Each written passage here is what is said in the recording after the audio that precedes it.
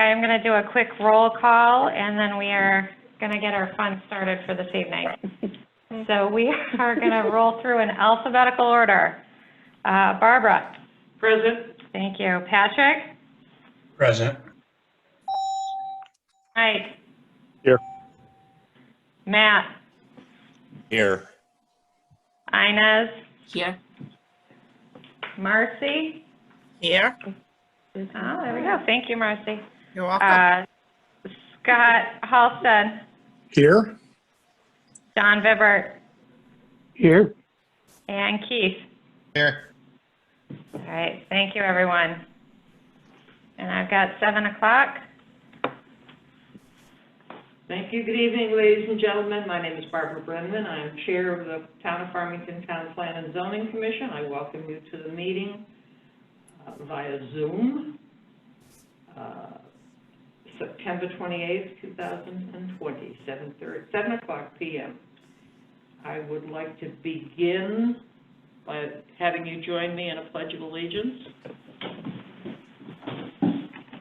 I pledge allegiance to the flag of the United States of America, to the republic stand, one nation, under God, indivisible, visible, with liberty, Justice for all. for all.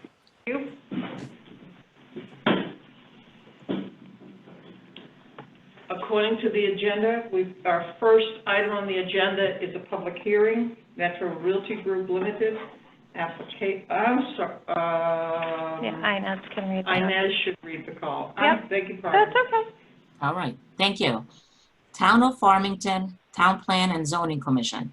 Notice is hereby given that the Town Plan and Zoning Commission will hold an online public hearing Monday, September 28th, 2020 at 7 p.m. on the following application. Metro Realty Group Ltd. Application for text amendment to the Medical Office Research Floating Zone. At this hearing, interested persons may be heard. A copy of the proposal is online at https://www.farmington-ct.org/departments/planning-and-zoning/pending-applications. Or please call the Planning Department at Farmington Town Hall at 860-675-2325. Dated at Farmington, Connecticut, this 10th day of September 2020. Town Plan and Zoning Commission, Barbara Brenneman, Chair. Thank you, Inez.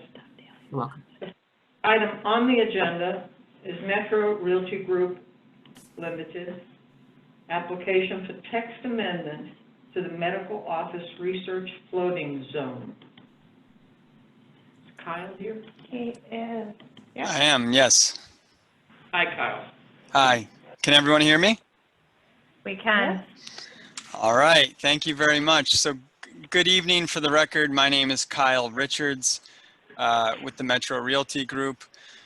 For this commission's consideration tonight, we have an application for a text amendment to the Medical Office Research Floating Zone.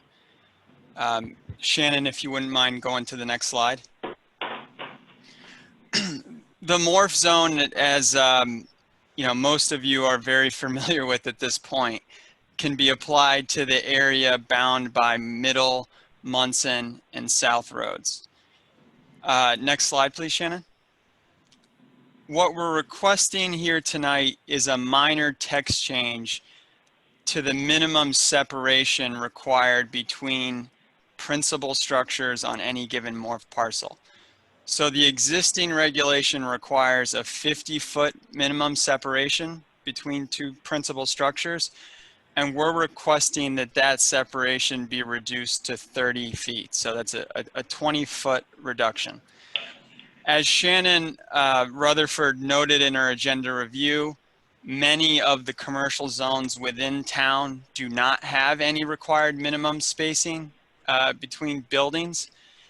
And we feel that by requiring a relatively large one, we're limiting the flexibility that an applicant, that this commission, have, in designing and approving a plan that collectively works for the applicant, the site, and the neighbors. So this change, of course, applies to all parcels. Next slide, please, Shannon. But the practical application of that flexibility will be is demonstrated at 1 Munson Road. So in working this revised site plan, which will be on, I think we're the first order of new business for a site plan modification, but just to give you the context of the request, by reducing the spacing between the two buildings, we're able to pull the buildings farther away from the adjacent neighbors. So if you're concentrating the development to the extent there are two buildings, which in this case there are, you have the flexibility to bring the buildings closer together, where in this instance, it has no real practical change to the site plan, to the aesthetic, to the development in general. But it does afford neighbors some additional space between the principal structures on our site and their residences to the north and the west. So again, this is simply a minimum standard, this 30 feet. The commission still retains discretion as it pertains to site plan approval. So you frankly, you've got to like what's in front of you regardless. But our feeling with this, and this was through working with the neighbors, that this is just another tool in the toolbox for us to be able to, deliver an optimal site plan that works for the applicant, but also could, perhaps work for the neighbors and for the town. So that's, maybe I'll pause there, and, should there be any questions relating to the change, I'm happy to answer them. The first question should come from the commissioners to you. We start with, who's on our alphabet? You don't have, I'm sorry, Patrick Carrier. Patrick, A copy. do you have any questions? I do not at this point, no. I mean, I'm listening and I'm taking it in, I guess, so I may, but not right now. Okay, Mike? I have no questions at this time. Thank you. Matt? My only question about this entire 30-foot, 50-foot is, since it's under our discretion anyways, what's the point of changing it? If it's something that could come in and just get approved with a condition or something along those lines, I don't see the point in us on a regular basis coming in to change text amendments. We seem to be doing this every other meeting where we come in and we have adjustments made and changed to the text. And we haven't been doing that for any other developer or person here in town. So it seems kind of odd to me, and I would like an explanation of that, either from Shannon or whoever can help. But I would like to understand why we're not just making a minor adjustment in this case like we would for somebody who has, like last week we had, or 2 weeks ago, we had someone who came in who wanted a fence that was 6 feet tall. So they came in and they asked for that under a special permit. Why is it that we're not just doing it under some sort of system like that? Why does it have to change the text in order to make this work? Because the way this was written originally, was written to mimic the MOC zone, the medical office campus zone, and for whatever reason, but that is unknown to me and what's not clearly documented, there is a minimum requirement of building separation. So I suppose you could suggest eliminating it, but instead of eliminating it, the request was to reduce it.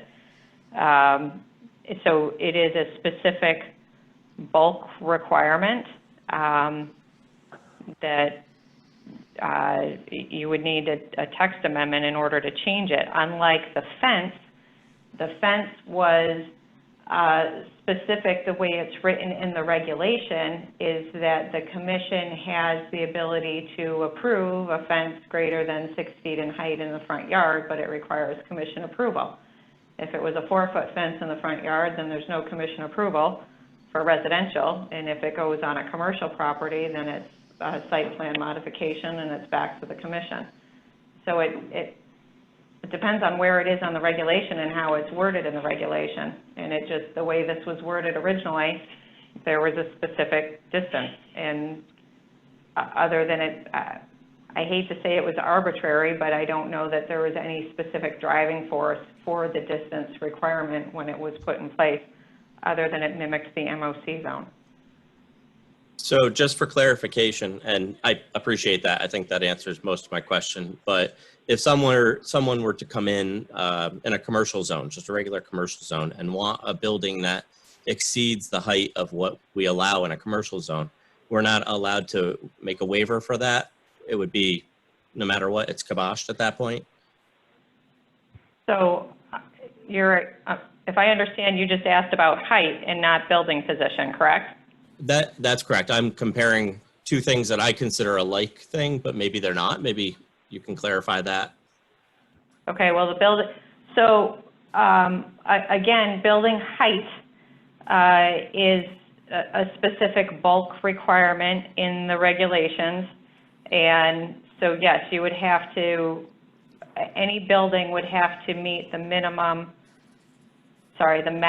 height that's permitted by the regulation, unless there is a waiver provision. I think we have a few of them in the commercial, so the C1 zone, I think there is one, and I believe in the Midpoint Development District that there's different heights permitted. There is in the, I believe in this zone, that if it's a surgical center, it's allowed to be a little taller because of the additional ceiling heights. Right. So yes, but there is a maximum height that is permitted. Okay. So again, it's considered one of the bulk requirements. Okay. When I was asking about the height, I was thinking specifically at the end of Brickyard, the building that was the elderly folks home that was built there. That was, I believe there was a waiver for that building for the height. Is that correct? Do you recall? You may not, but you recall that? I don't know. Without pulling the Okay. application and reviewing the zoning regulations, I don't know. So I guess to summarize this, there would be no way that, let's just say tonight, we could just make a waiver to have the buildings be closer in No, place of there's changing not the actual text amendment. No, because if there was, we would have proceeded in that way. Anytime there's an opportunity to proceed as a waiver rather than, or as a special permit, say, like our parking regulations, if you want to use 9 by 18 stalls with a 24-foot drive aisle rather than the 10 by 20-foot stalls with the 26-foot drive aisle or whatever it is, it's a special permit. But in other instances, it's a waiver. And in some cases, we have a 5-6 vote requirement, like we do with our impervious coverage. In this particular case, and the exact wording is included, the existing regulation reads, all principal buildings in the medical office research loading zone shall be separated from each other by no less than 50 feet. So that's how it's actually worded. There's no exception for a waiver. There's no wording for a waiver. If we come in the agenda items that were sent to you, it was the full text. And it is shown here in the height and area requirements, which is technically the bulk requirements that we would see for any of our other business and commercial zones, and there is no waiver provision in this particular case. It wasn't structured that way initially when it was written. Okay, that explains it. I think it might be something that might be worthwhile discussing at some point, simply to make it easier for this group to continue on with some of these projects, because they're constantly coming in, ask for things that in some cases, like this one, they're not as big of a condition or a big change. So I'm just thinking that it might be something that we would like to discuss in the future to make it a little easier and a little bit smoother of a process. But I did not know that it was not something that was able to be done under a waiver. So thank you for that clarification. Sure. Anything else, Matt, or you're all set? I am all set. Thank you very much. You're welcome. Inez? Yes, thank you. Since I am not sure what going from 50 to 30 means, and I forget what the buildings are made out of. I was thinking more of safety. Did we consult with the fire marshal? Like if there was a fire in one, if there's a concern? We did not specifically, but the buildings are required to have sprinkler systems. And Automatic, the I guess. fire marshal will review it at the time of building permit. And this does not, again, in other zones, there are no separation requirements. So there are different fire rating requirements depending upon the proximity to your neighboring building. And the architects will just have to be mindful of that when they just do their design. Okay, and the marshal at that time will be consulted. Thank you. Oh, And yeah, no, are there any, stuff on all building permits? excellent, thank you. Are there any staff concerns on this request? No, there were no staff concerns with this request. Okay, thank you. Yes. Marcy? I am all set, Barbara. Thank you. Thank you. John? Scott, I'm sorry. I skipped Scott. No, that's okay. No questions. Thank you, though. We'll skip on to John now. No questions. And how about Keith? No questions, thank you. Okay. The only question I have, and I do have a question in regard to placing these two buildings that close together as exampled in what we're talking about. The presentation we're talking about is those two buildings. When an area is that narrow, is there sidewalk and passageway between those two buildings? Yes. Yeah, we've contemplated a sidewalk through there. You know, it'll be planted along the building. You may recall that these roofs are pitched, so there's a drip edge Right. along the side of the building as well.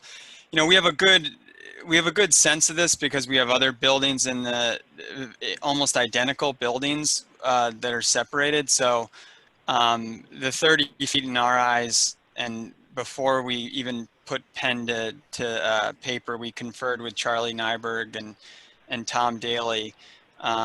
Aesthetically, does this work? Does it work for the engineering? They both, Charlie evaluated the architectural code. So we feel quite comfortable that this spacing will not produce a result that you're aesthetically displeased with. It's more of a safety issue for me, Kyle. I just want to make sure that you appear to have entrances that match each other. And if we're going to allow it to be that close, is there safe passage? And I just don't want dirt and grass in there. I want a paved sidewalk so that there is safe passage for those people that want to use it rather than just a landscaped area. Okay, thank you. Yeah, I think each plan will allow for its own unique opportunity. Yeah, it's always safety for me. Sure. Thank you. Thank you. Can we check? This is a public hearing. So at this point, if there is anyone online that would like to participate in this public hearing, please raise your hand so that we can acknowledge your question.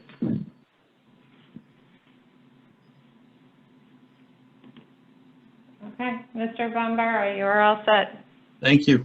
Thank you for... Full name and address, please, for the record. Sorry, I should know that. Jay Bombara, that's 13 Mountain Road, Farmington.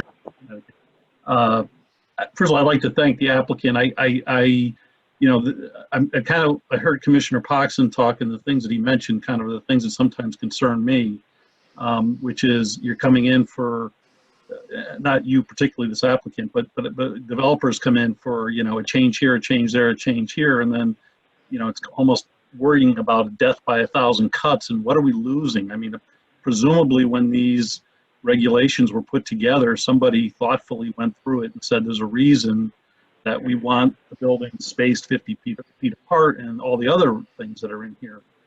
So to change it to 30 feet, and I heard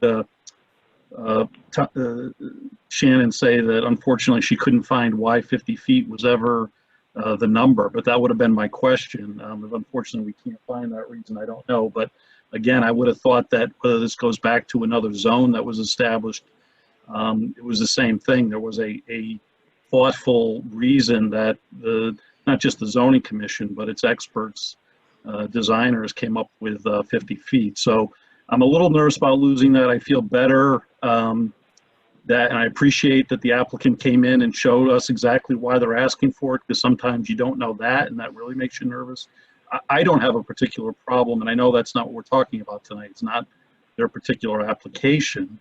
But on the other hand, it's nice to see, okay, that doesn't appear to be bothersome to me. So I don't know that I have much more of a question than that. The only other thing, and I'm trying to think of why you might want 50 feet, because I'm not a designer or a safety expert. The only other question I'll ask, is there any perhaps sunlight issues or air movement or anything like that? I don't know whether the applicant or any of the other professionals might be able to comment on that. Otherwise, that's all I have. Thank you. Thank you, Jay. Yeah, no, so thank you for those comments. Frankly, you could have a space in there that, is this large garden that's 100 feet, and that may be more aesthetically pleasing. But the reality with this, Jay, is that it's a push-pull, and we're constantly balancing, right? So, this was a request from an adjacent property owner, frankly, to push the buildings closer together to extend the distance from the southern structure to the home. And I felt that it was and again, the only reason we're talking site specifics here is because I know this commission always appreciates the context rather than just the blanket request of the change to the zone. But, whenever we get those type of requests, we ask ourselves, is this going to compromise the aesthetic and I'd like to believe that if you look at our other projects, we take great time in evaluating how things look and how they present. We're very comfortable with this distance. We know these buildings very well. All our professionals thought it was more than adequate space to produce a 6-foot sidewalk, concrete sidewalk, planters on each side of that sidewalk, and an area for a drip edge.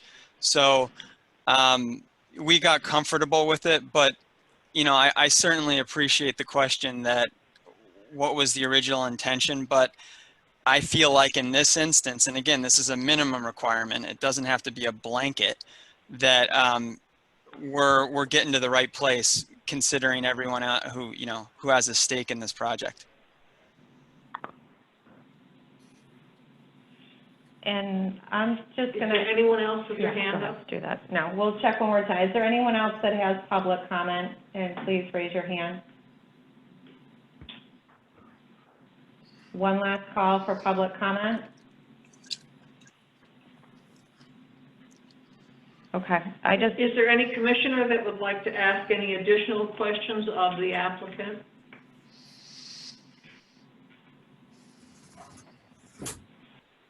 Hearing none? Okay, I would like to just comment for the record and maybe for Mr. Bombara add some additional information that we have the benefit from the agenda review. As you compare these to the other zones, our BR, B1, CR, C1, Unionville Center, and Farmington Center have no minimum spacing between the buildings. The only other zone that has the 50 feet was the MOC zone, and our newest zones, Special Innovation and Midpoint Development, were both at 35. So I think it had more to do with where we were in the evolution of the zoning codes and anything specific from a concern from a design standpoint.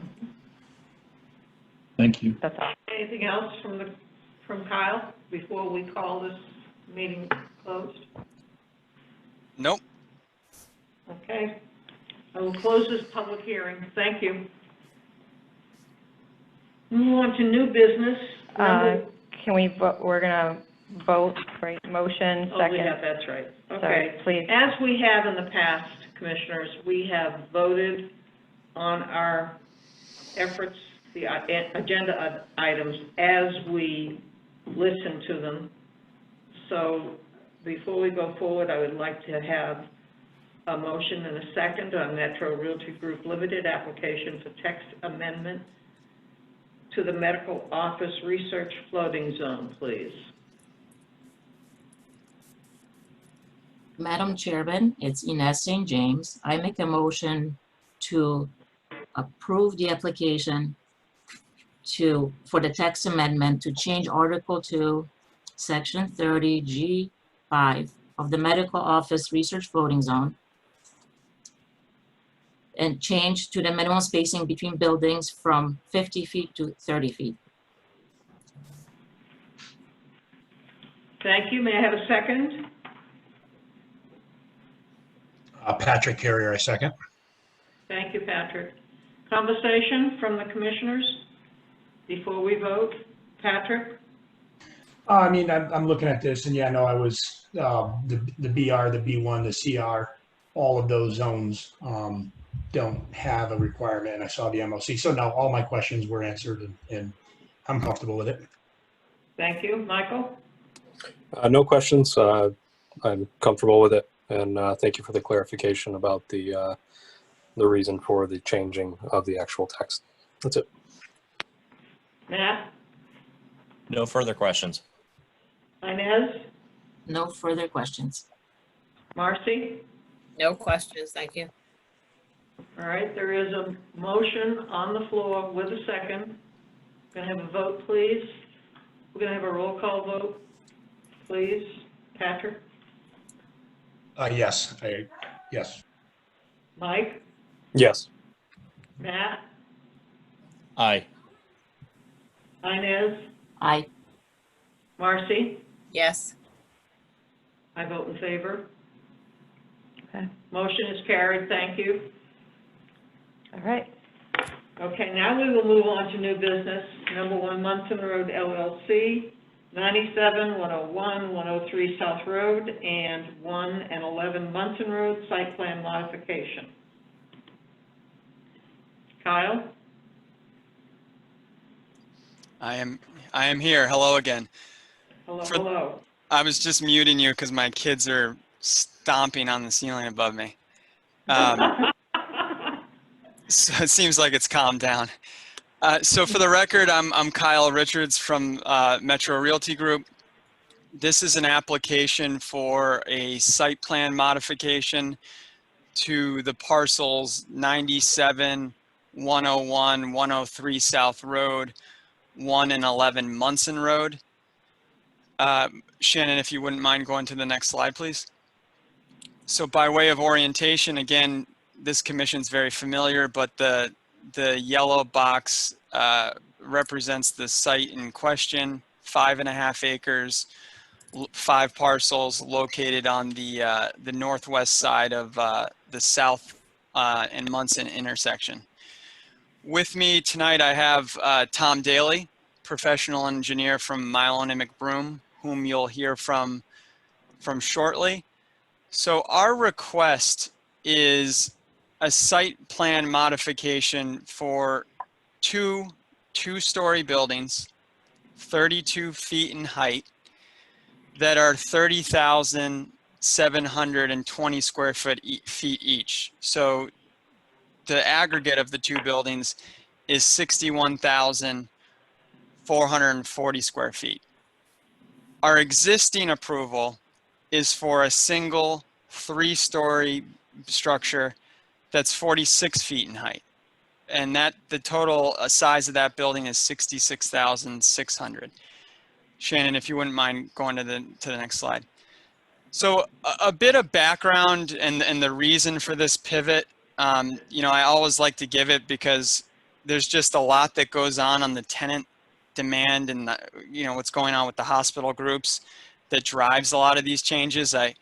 We change our mind a lot, but most of the time when we come back to see you, I hope you'll appreciate that it's oftentimes the end user that's driving the change. And you know, we certainly appreciate you always being receptive and helping us accommodate that growth. But the reason for this pivot is that at the time of the original approval, we were in very advanced discussions with a hospital tenant who was interested in taking the entire building. With one of the floors, they were intending to locate a surgery center. It was going to be on the 3rd floor. So due to the unprecedented time and the just incredible uncertainty that we've all been thrust into with this global pandemic, the tenant scaled back their immediate plans. So they basically came to us and said, we'll move forward with around 30 now in the short term immediately, with the second 30,000 likely coming post-pandemic when things are a bit more stable. And because of that request and that dialogue, it kind of got the wheels turning for a 2-building phased approach. So rather than having half of a bigger 3-story structure vacant for an uncertain period of time, it kind of changed our thinking to phasing it, filling the first building, completing all the site improvements, and then filling the second building when the rest of that demand comes through.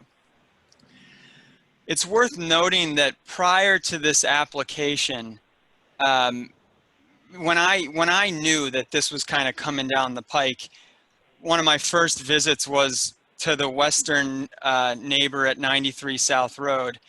You recall this neighbor, they're the most proximate to this site plan. Obviously, they're the most impacted. And I'm sure you all remember that height was the primary concern, right? That was a challenging decision for this commission. They were very concerned about the 3 stories in height. And so I went to them and I said, you know, look, we can pivot and likely do this in 2 phases. You'll get a reduction of height that's around 14 feet. The southern building is going to move slightly closer to your home. And we went through it. And they welcomed the short story is they welcomed the reduction in height. It was like, you know, when I told them it was a possibility, they're like, yes, you have to proceed in this fashion. So we started designing, and here we are with a 2-building plan that's slightly smaller in square footage. I think we're going from 66.6 to 61.4.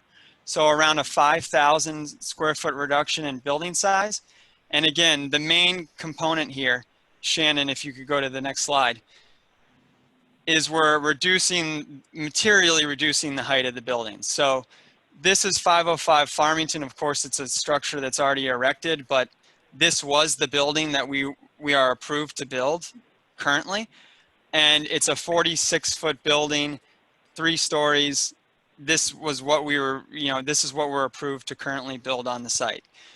Pivoting to what we're proposing here today and what we hope to, if Shannon, if you wouldn't mind going to the next slide. This is 11 and 21 South Road. So the building that we're proposing, again, this is an architecture that you're unfamiliar with at this point. Making her birthday cake. Yes. Yes, you're stirring making your birthday cake. Someone there? Hi. Can everyone hear me? Yeah. Yeah, I'm not sure. Okay, so this is 11 and 21 South Road.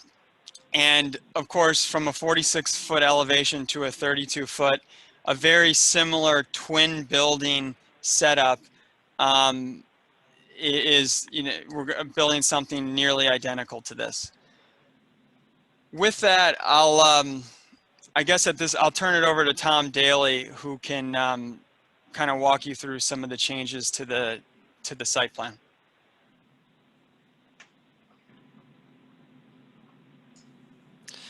Thank you, Kyle. For the record, Tom Daly with Milo and McBroom. Picking up where Kyle left off, if you really put these plans side by side to what the approved plan and what you're seeing on the screen at this time, you're really not going to see a lot of differences. The entry points are still on in the same exact location on both Munson Road and South Road. We are winding up through the grade. Where you would see the changes are in the following areas. First of all, as Kyle indicated, we obviously have 2 buildings instead of 1. The commissioner on the earlier application was talking about what happens in between those 2 buildings. If you can see, we do have a sidewalk system that's located through the central portion that provides access to some side doors, and then potentially we are looking at a picnic area at the far western end. But that will be a landscaped area. It'll be having drip edges and then some traditional shrubbery and plantings throughout there. One thing you don't see on a change on this plan is we are still having a central drop-off area. As Kyle showed on the previous picture, sometimes when you have 2 buildings, you get 2 separate drop-off areas. But on this particular project, we are sticking with a single drop-off, and we've done that. One is through architectural design. So Metro is situating the doors to both of the buildings at the corners. So you actually, if you are a patient or a customer to these buildings, you'll do the main drop-off, and there'll be signage to probably tell you which building to go to. So while they are 2 buildings, and once they're fully built out, they'll almost function like 2 sisters, where you'll work together. The largest change of the project is really the parking to the north and to the south of the proposed buildings. As the building footprint for these 2 buildings got longer, the parking to the south and to the north was reduced. So we, under the approved plan, we have where the cursor is. We had about 45 parking spaces to the south of the building. Now that parking lot has been reduced to only 25 spaces. On the north end of the building, we had about 55 parking spaces. That area has been reduced to 31 parking spaces. And overall, that has been accomplished by also, as Kyle indicated, the overall building program is less. So the plan, we just need less parking. So the overall reduction of parking in this plan versus the approved plan is approximately 25 spaces that are not required due to the smaller building. But the one other thing I would note to the commission is on the south end of the building, we do have a larger green space between the edge of parking and the building.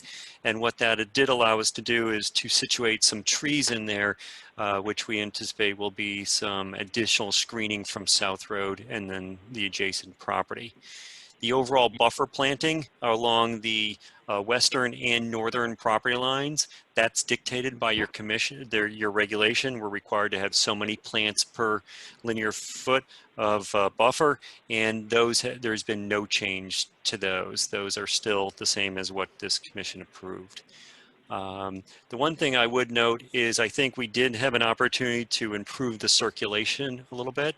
So as you come off of Munson Road, you used to have to go all the way to the north end of the parking lot and circulate now. Now, if you come, so Shannon, if you're running the cursor just to the right, to the upper, just to the up a little bit, you're able to come through this parking lot now and go right to the drop-off. Before the old layout, we had to go all the way around the parking lot and then back through. And I think from the customer or the client perspective, that's a better pathway to the front door, to the visitor drop-off area. So that was a little added benefit just to the way the overall project laid out. We do have a slight increase in impervious. While the parking went down, the building footprint went up. So we did have to add some additional concrete or additional stormwater galleys to, I think it was just 5 that we had to add to the stormwater system. So we're still showing a 0 net increase at the off-site locations. With that, we also are in receipt of the engineering comments from Bruce Sear dated September 11th, 2020. It's my opinion that we, and I'm confidently telling this commission that we believe we can address all those conditions, and I think Bruce felt similar to that because he said no objection to having these as a condition of approval. I just want to confirm on the record that we don't take any objections to any of those comments on that, and we can address those. With that, that concludes my presentation. Thank you, Kyle. Thank you. Okay. Kyle? Yeah, sorry, I just unmuted you. We don't have anything further at this time. Again, we appreciate you considering this. You know, I know that we've made a few changes out here, and it's always interesting because you're not always getting the full appreciation for the other side, how this is tenant driven and such a crazy environment that we're in right now.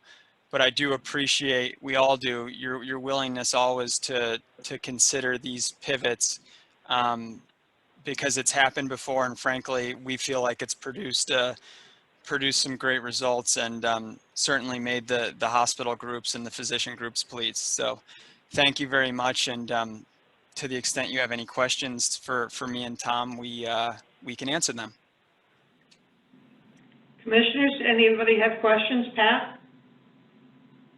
All right, yeah, so Kyle, you had made reference earlier to the planner's report, so you're familiar with it, and I'm reading it in front of me.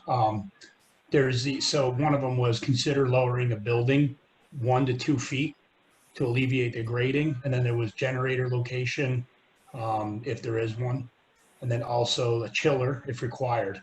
What are your thoughts on that? So I'll let Tom speak to the grading.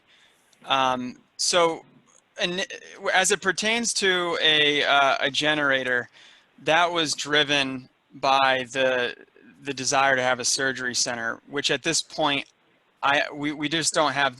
It seems as though that's dropped. So we took that off the plan. So the only outdoor equipment that you see on this plan is on the northern side of the building, and that is the cooling tower. It'll be the cooling tower for both the buildings.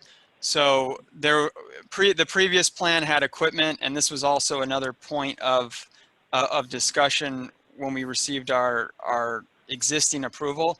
We had some, I can't recall whether it was the generator or the chiller on the southern side of the building, and the question was, well, is that going to produce noise for the most proximate neighbor to the west? So on this plan, we moved the only equipment that we need at this time. We don't think we need a chiller or a generator to the northern side, farthest away from the western neighbor. So the chiller and the generator the chiller and the generator are not part of this plan. And for the record, again, Tom Daly on the grading. We did take a look at that comment. This site has some complexities as results to the grading. Just to give you an example, the elevation difference between the South Road, give you an example, the South Road entrance is down at elevation 346, and the Munson Road is up at 376, so almost a 30-foot grade difference. And so grading on this project has been, I wouldn't say a challenge, but it's been a good study. And so we feel confident that the way we graded it out is best for the project. But one of the challenges we have is, as I indicated, that architecturally the building has been set up where the doorways are directly adjacent. So stepping those two buildings 1 to 2 feet between the two of them would result in some challenges in terms of the sidewalk system between the two, and also handicap access to the two front doors. So while we can appreciate the comment as a result of minimizing some grading on the, I guess it would be on the western border, the way the buildings are set up and the proximity apart, we believe that they should be at the same finished floor. Okay, yeah, thank you for that clarification. Yeah, I just wanted to go through those. That's all for me. Mike? I have no questions. My only comment would be, it seems to be a nice, you know, it certainly is what worked for you guys, but it also is going to work for any comments and concerns from the neighbors that were from the last approval. So, no questions. Okay. Matt? My only question is, what was the reasoning for having two separate buildings anyways? Instead of just one building? So Commissioner Pogson, our current plan, meaning when we went from 3 stories to 2 stories, why didn't we just do a single building? Yes, why you're dealing with this 30-foot spacing, you could gain 30 feet, move it further away from the neighbors and just have one building. So what's the purpose of having the 2 buildings? Yeah, no, it's a good question. And I think what it came down to is being able to phase the 2 buildings and not having a large portion of a single building vacant for a period of time that's unknown to us. So if we construct it in 2 30,000 square foot phases, and we know that the first building will be entirely filled by the same user, it's just a much cleaner delivery. They can you know, they can control the entire building.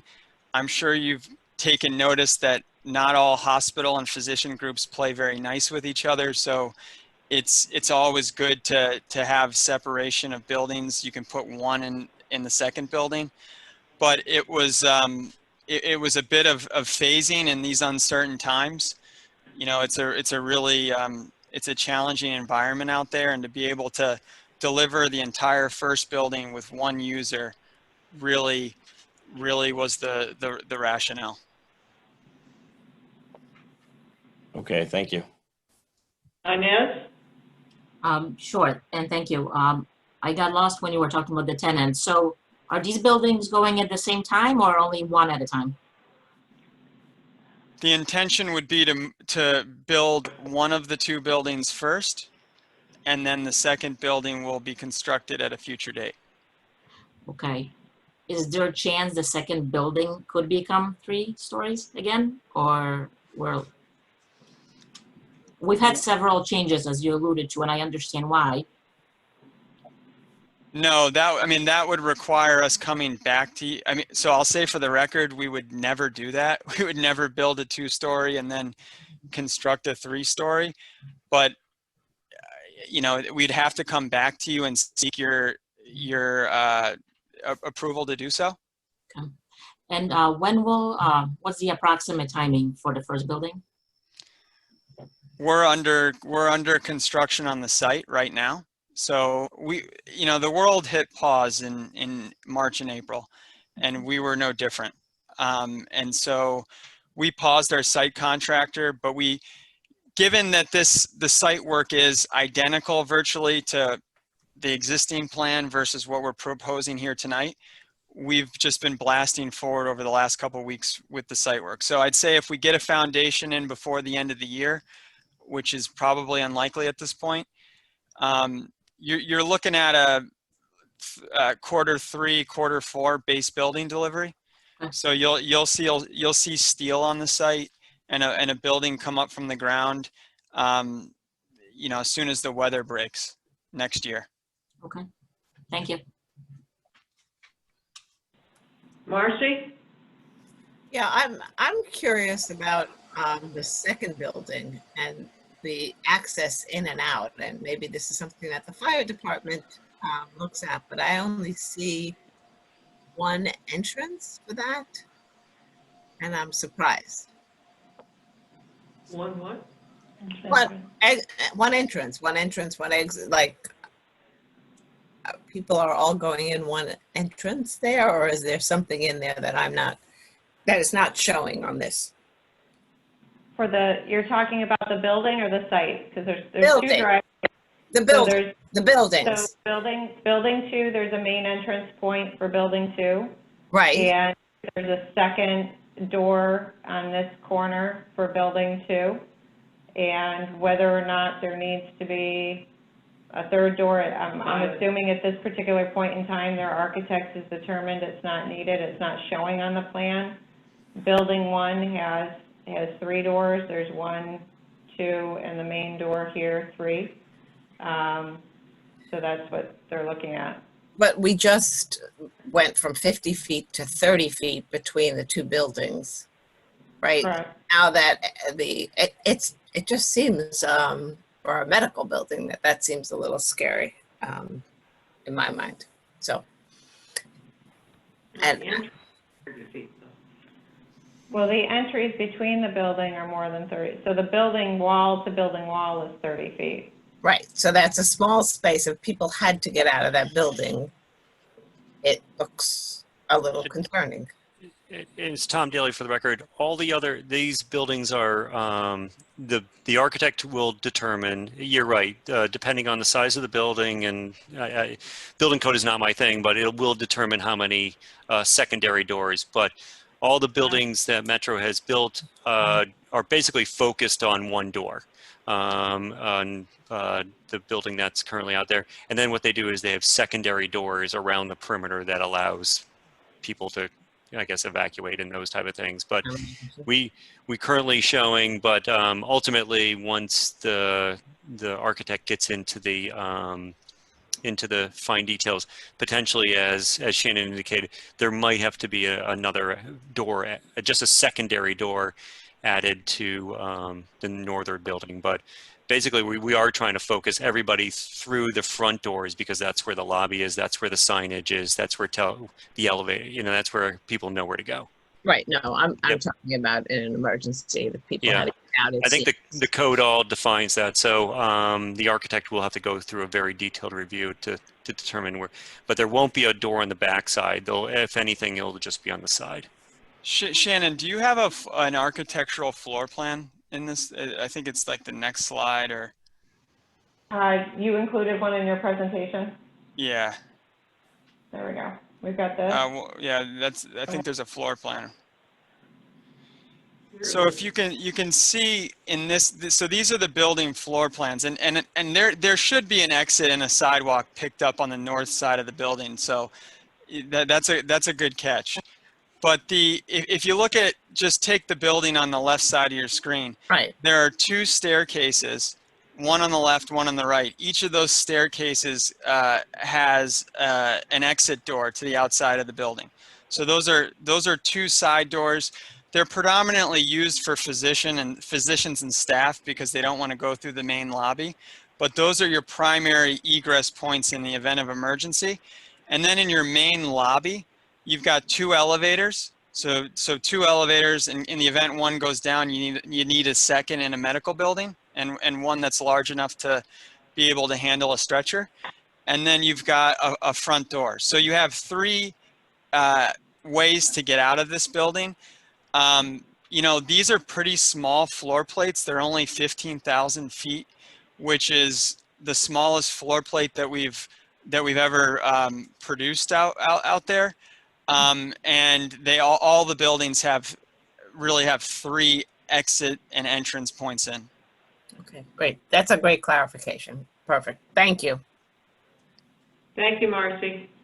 Scott, do you have any questions, or John or Keith? No, thank you. I do have one question. Go ahead, John.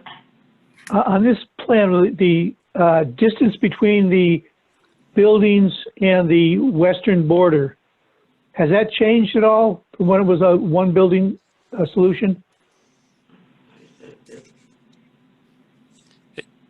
For the record, Tom Daly, it has not. Okay, thank you. There's a 30-foot required side yard setback, where that's actually considered a rear setback, and we're still meeting that. Yes, correct. Right. So the neighborhood had a chance to review the buildings that were that close to the edge. Yes, with the last application, it was the back building face was the same location. Thank you. Keith? No questions, thank you. The only question I have, Kyle, on the second building, do you retain the tenancy, the future concept of that tenancy for that tenant, or does it go into the open market? And I'll tell you why I'm asking that, because you mentioned that this, I'm sorry, it's Barbara Brenneman. You mentioned that the chiller and the generator might not be needed, but if it's the same tenant taking occupancy when the second building is built, wouldn't you need to have that, perhaps? Well, that's a great, yeah, this is Kyle Richards for the record. That's a great question. The surgical component was driving the generator. Of course, you can't have a power outage when someone's in an OR. And as I understand it, that dropped. But look, it wouldn't be the first time that you get a phone call saying that that's all back on, in which case we'd have to come back to you, because of course the generator, produces some sound, and we'd have to have a thoughtful place for it. But I didn't want to put it on a plan when the best information I have right now is that it's not coming. And so we left it off. We put all the equipment on the northern side of the building. And, to the extent all that changes, I hope it doesn't. We will, you would have to approve of it. Again, Kyle, we're looking at two two-story buildings versus one three-story building, and the three-story building was accommodated for a surgical center. Right. Can you get a surgical center in a two-story building? Yes. Oh, okay. Yes, I'm sorry if that was your original question. I just missed it. The same tenant could come back for the second building, and you still have enough height to put a surgical in that second building? We could make it work. It's not, we could make it work. Okay. That's an astute question. I don't want to mess 2 years from now, that's all. Yeah, no, we could make it work. Okay.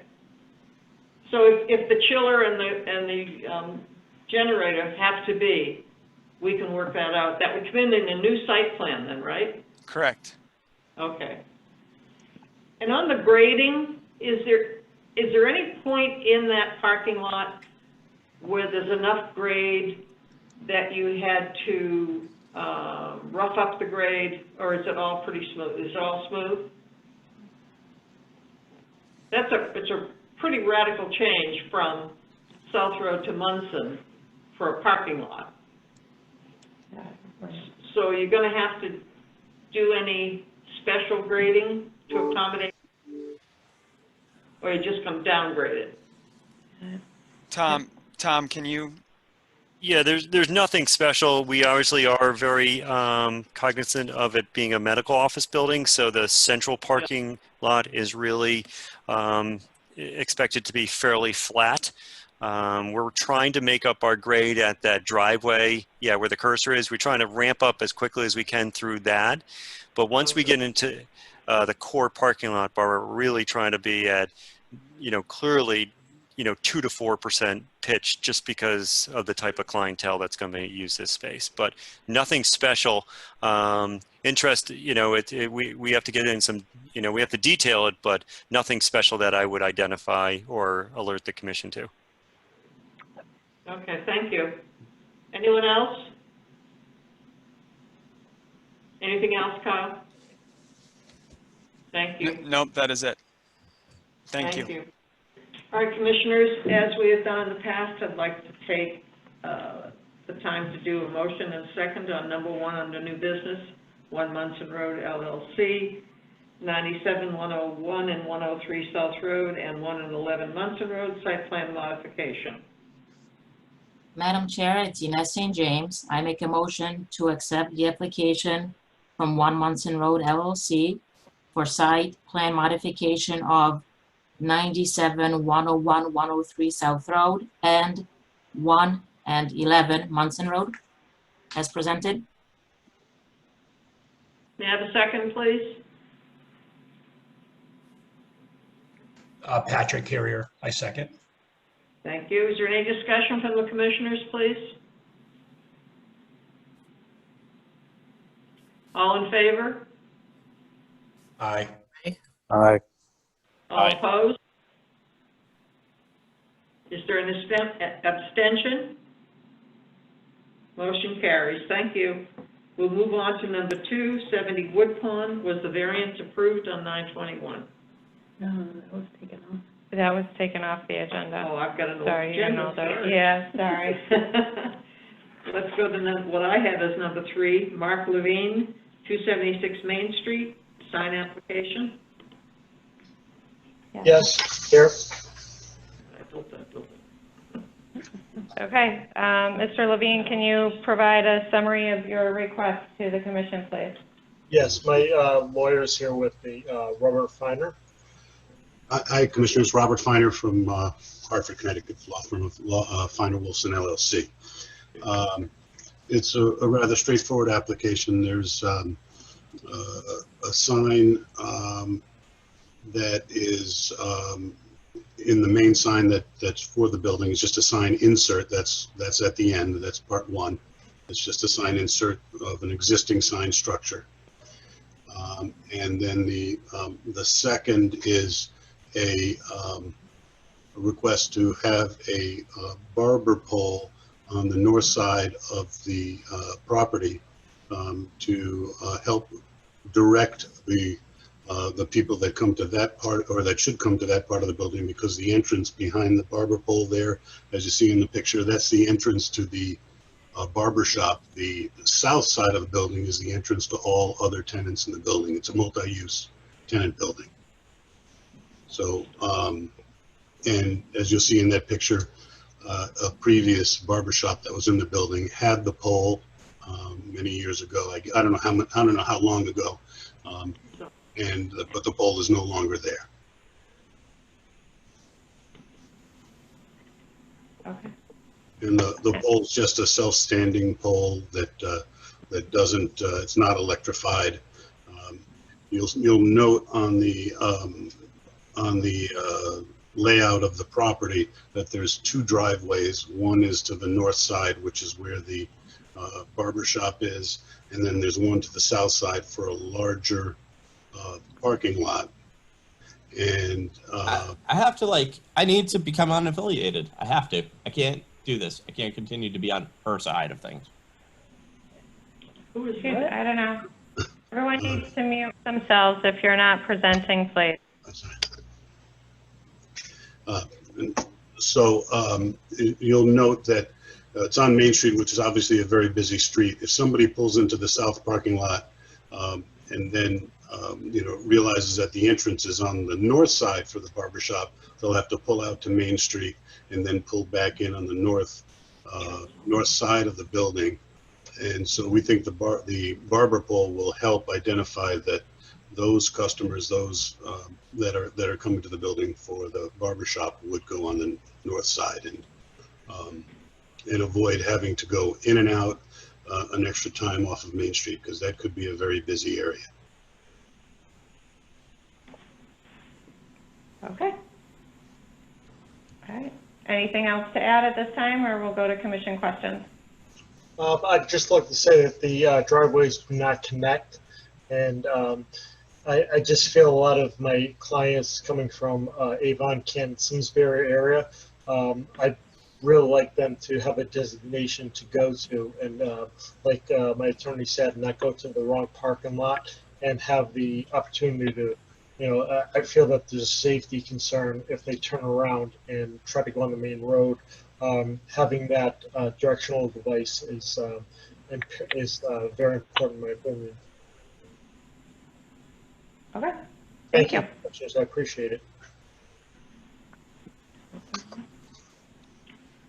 Questions from the commissioners?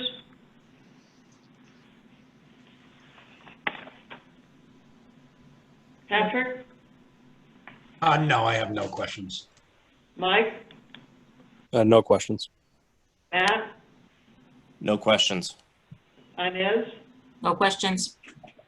Marcy? No question.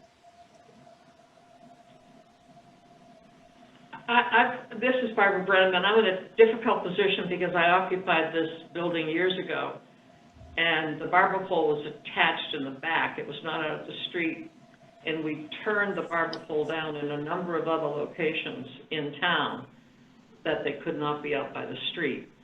When the barber pole was there, it was out back. Is there expectation that the front door that we see in this picture with the barber pole is the entrance to the barber shop? Yes, that's the access into the building to the barber shop.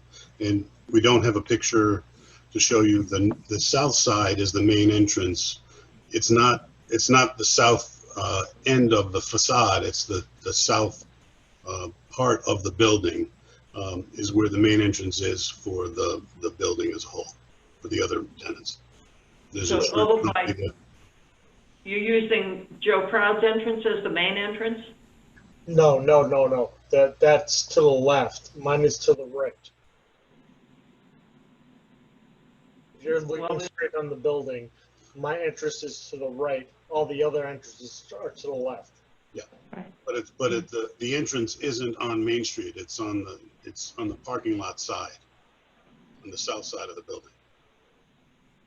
No, I'm aware of that. But where is the entrance to the barber shop now? It used to be around Right back. where the cursor is. So the front door, Yes. where stairs to the second floor is? There are some stairs to the second floor, but those tenants use the south entrance to the building.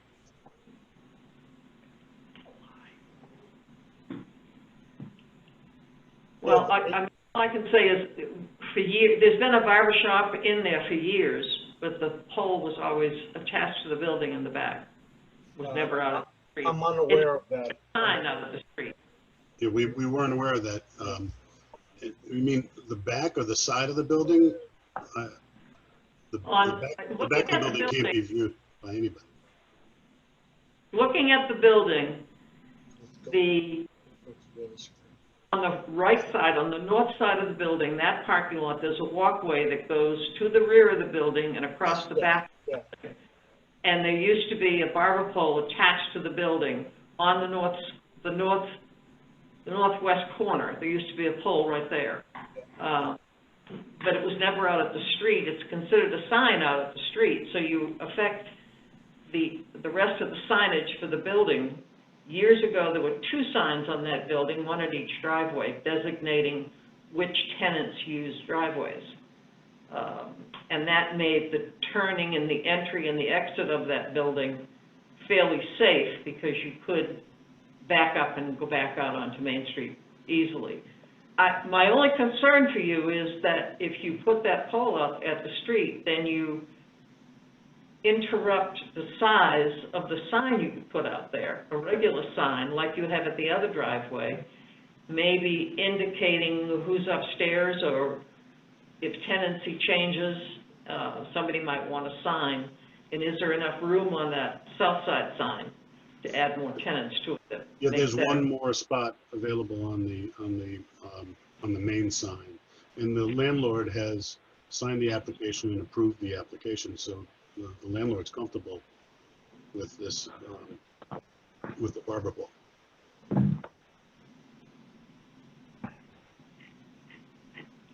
Is there a sign attached to the barber pole? What is that picture I just saw?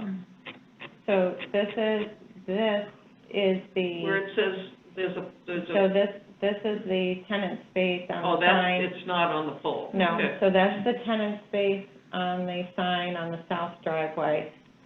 And then this is the spec of the pole, and this is the location at the north drive, so at the parking area of the north driveway.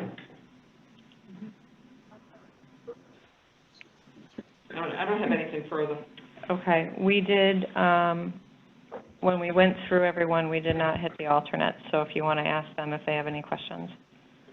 Alternate Scott, John, or Keith, anybody have any questions about this application?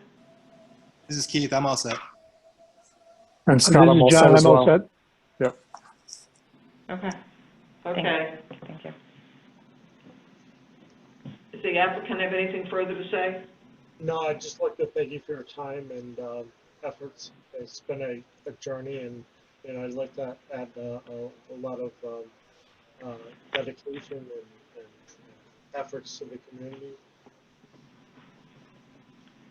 Okay, Commissioners, I need a motion on Mark Levine, 276 Main Street for sign application, please, with a second.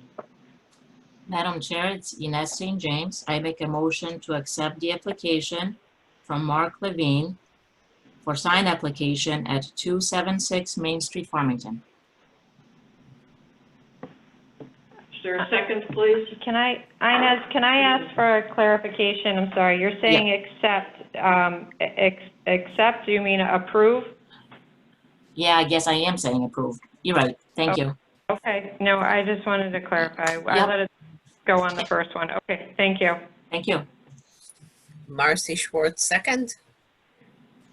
Okay, I have a motion and a second to approve Mark Levine, 276 Main Street, sign application. All in favor? Aye. Aye. Aye. Aye. Those opposed? Abstention? Motion carries. Thank you very much. Thank you very, very much. I appreciate it. All right, UHDPC study report, review and approve. Use same wording as Farmington Yeah, you've got, Historic District study report. you've got an old, you've got a draft agenda. I don't even know how that happened. I do want to make a note. So Colt Highway LLC, 299 Colt Highway, site plan modification. That application was withdrawn. So I just want to note it. It was noted for new business, so just for the record that item had been withdrawn.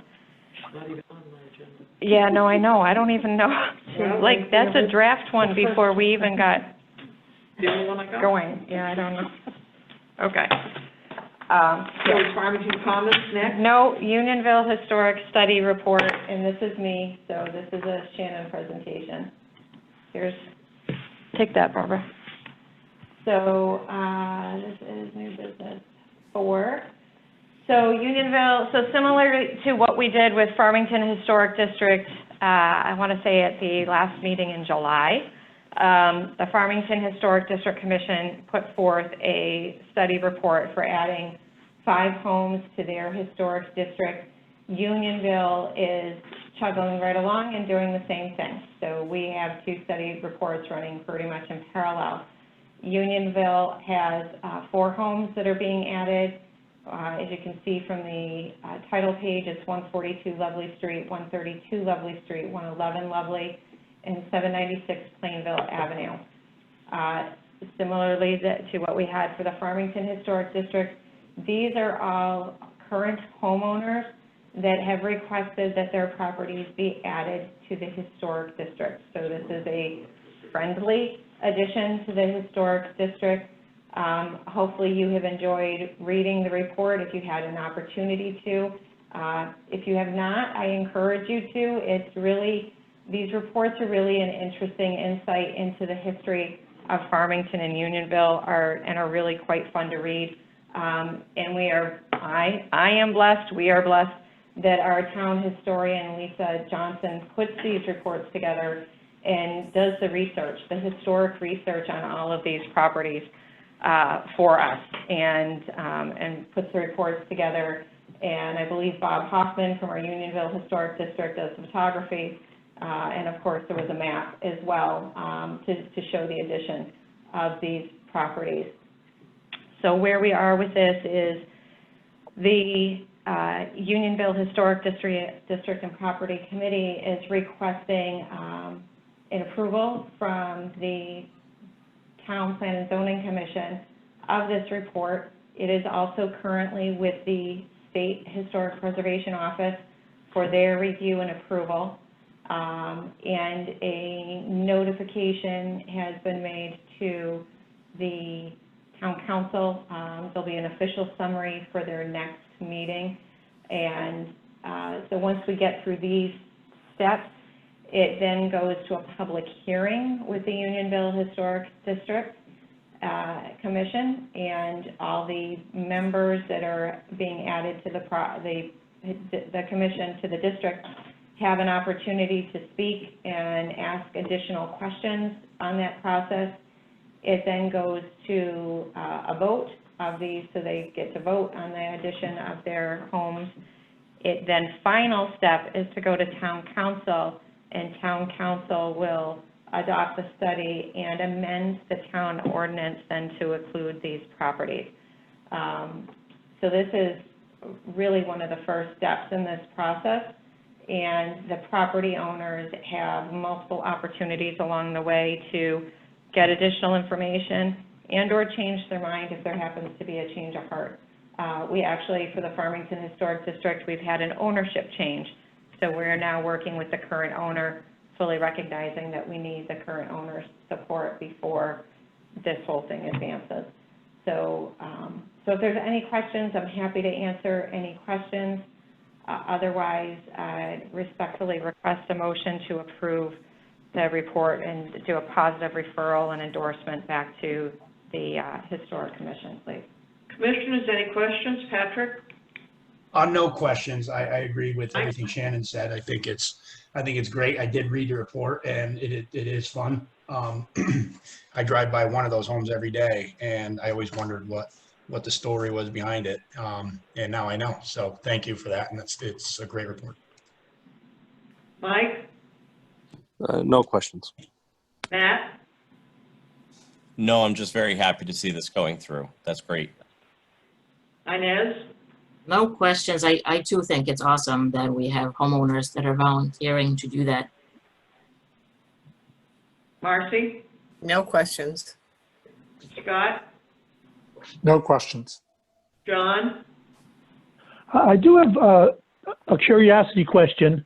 The home on Plainville Avenue is right up near the Route 6 area. I've never heard that considered to be part of Unionville. Is there any sort of layout of what parts of town are considered Unionville, what are Farmington? Is it a zip code thing? For the historic district, there's some latitude, and it's been agreed to by the two chairpersons, and this is fine. So we interestingly, we actually have a Unionville home being, with technically a Unionville address on West District Road, being added to the Farmington Historic District. I think so. This is like a trade. it's like a trade. Some of it is the preference of the homeowner, and both commission chairs have decided that it's more important to get them added to a district than it is to quibble over which district it is they are getting added to or should be added to. So, so this is how. Yeah, that's perfectly fine, and I agreed with the earlier comments that these reports were very well done. Thank you, John. Keith? No questions, thank you. I don't have any comment. Okay. So anything else you need to add? I don't need to add anything else, no. Okay, may I have a motion, please, to review and approve the Unionville Historic District? Madam Chair, this is Ernestine James. I make a motion to approve or to forward a positive referral to the Unionville Historic District Property Study Committee in support of adding these properties. Does this work? Yes, you're good. Thank you. Is there a second, please? Marcy Schwartz, a second. Thank you. There's a motion to accept and approve. On the floor with second, all in favor? Aye. Aye. Aye. Opposed? Abstention? Motion's carried. Thank you. Moving on, now we're moving on to Farming and Commons Association. Accept an application for change of zone from B1 to FC for property located at 790 Farmington Avenue, and schedule a public hearing with a recommended hearing date of October 16, 2020. May I have a motion, please? Hang on, I gotta double check the date. I think it's October 14th. Yeah, that's, Both of them say October 16th. right, that's why I said, please take you have the wrong, this is my agenda, please take that. You have an old agenda, I don't know how that happened. Well, it is what it is. Let's change the date of what I just called to October 14th, 2020. May I have a motion, please? Madam Chair, this is Ines St. James. I make a motion to accept the application from Farmington Commons Association, Inc. for change of zone from B1 to FC-FV for property located at 790 Farmington Avenue, and schedule public hearing on October 14th, 2020. May I have a second, please? Patrick Carrier, I second. Thank you, Patrick. All in favor? Aye. Aye. Aye. Aye. Aye. Opposed? Abstention? Motion carries. Thank you. Moving on to RPG, Farming and Commons LLC, accept an application for special permit for residential use at 790 Farmington Avenue, FC zone, and schedule a public hearing with a recommended hearing date of October 14th, 2020. Madam Chair, if I may, I've got a question on this one for the commission to consider. I have made a determination that a referral to the ADRC is not required because there's no external changes to the building other than windows. Nothing else is changing, and there are... Other than windows? They're changing windows? They're changing windows. So some of them are swapping out because of, it has been an office building, and now it's being used as a residence. The proposal is for it to be used as a residence. Mm-hmm. So for bedrooms, the window is a second means of egress. Okay. So it has to be a certain dimension and size in order to meet that requirement. Some of them are now at a kitchen sink, so it's a higher sill height. Okay. So there's just some changes with respect to windows only, with respect to the aesthetics of the architecture. There's no change to the height or roof line of the building. There's no change to the footprint of the building. There are no site plan changes to the building in order to make, in order to make this change from a business use to a residential use. So given that there were no real architectural changes, I was not going to send this to the ADRC. Barbara Brennan, my only question there is, was this approved by the fire marshal, the changes to Well, the it will be. residential windows? It will be when it gets to building permit. So the he fire hasn't marshal. seen it yet? No, and he normally wouldn't at this Until particular the point. So permit comes in. right. So the architect for the applicant has made the determination that these changes Recognize the need. need to be made, and then if there's any additional tweaks that need to be done through the course of the building permit process, then the fire marshal and building official will make those adjustments as needed. But again, it's fairly standard as to what's required for this egress for bedrooms. And is that normal procedure for you when you look at something like this, that it doesn't go to the fire marshal first? Correct. Okay, thank you. Anybody else have any questions? That's like, I butted right in with that. No, that's okay. I think Bruce offered it to, we made sure, hey, in general, and the fire marshal didn't have any overarching concerns, and was, obviously if there was something he knew about the buildings, because he's in them, Right. then he would have brought that forward. But, so he's loosely globally aware that this change is being made. Okay. And he will get into the details of the design elements when it comes through from building. So he could come through with a mandate that could change what we're seeing? Yes, but I don't think there would be something so significant that it's going to impact site plan or this determination. Okay. Any other commissioners have questions about this, please? Mike or Bullis, just a... First, I butted right in. Patrick? No, I do not. Mike? Yeah, just a quick question. Is this for all the buildings back there? No, two of the four buildings. So buildings 1 and 4 are the buildings that are proposed to change. They're the two front buildings, if you will. They're stacked in a cube, so they're the two buildings that you see at the front and the two smaller of the four buildings. Okay, gotcha. Okay, thank you. Matt? No questions. Inez? The only question is surrounding possibly a motion that I'll be making for a group. Do I need to include the ADRC or no? No, Thank no, you. I just needed to make sure you folks didn't have a different opinion regarding this, because it changes the timing of the meeting then. But Got if it. we're all good, then we're all set. I am comfortable with the applicant working with town staff. Thank you. Okay. Is that Marcy? No, that was Inez. Inez. Marcy? I have no questions. Scott? No questions, thank you. John? No questions. Keith? No questions, thank you.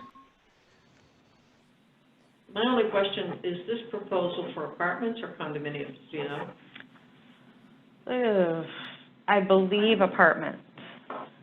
Apartments, I believe apartments. Okay, Yeah. thank you. Okay, I need a motion and a second on the RPG Farming and Commons LLC, accept an application for special permit for residential to FC for property. I'm sorry, I'm reading the wrong one. Special permit for residential use at 790 Farmington Avenue FC zone, and schedule a public hearing with a recommended hearing date of October 14, 2020. Madam Chair, it's Ines St. James. I make a motion to accept the application from RPG Farmington Commons LLC for a special permit for residential use at 790 Farmington Avenue, FC-FV zone, and schedule public hearing on October 14th, 2020. Thank you. Is there a second, please? Patrick Carrier, a second. Thank you. Any other discussion? All in favor? Aye. Aye. Aye. Opposed? Abstention? Motion carries. Thank you. Joan Creel, accept an application for special permit to construct accessory structure 700 square feet at 9 Pearl Street in an R20 zone, and schedule a public hearing with a recommended hearing date of October 14th, 2020. May I have a motion, please?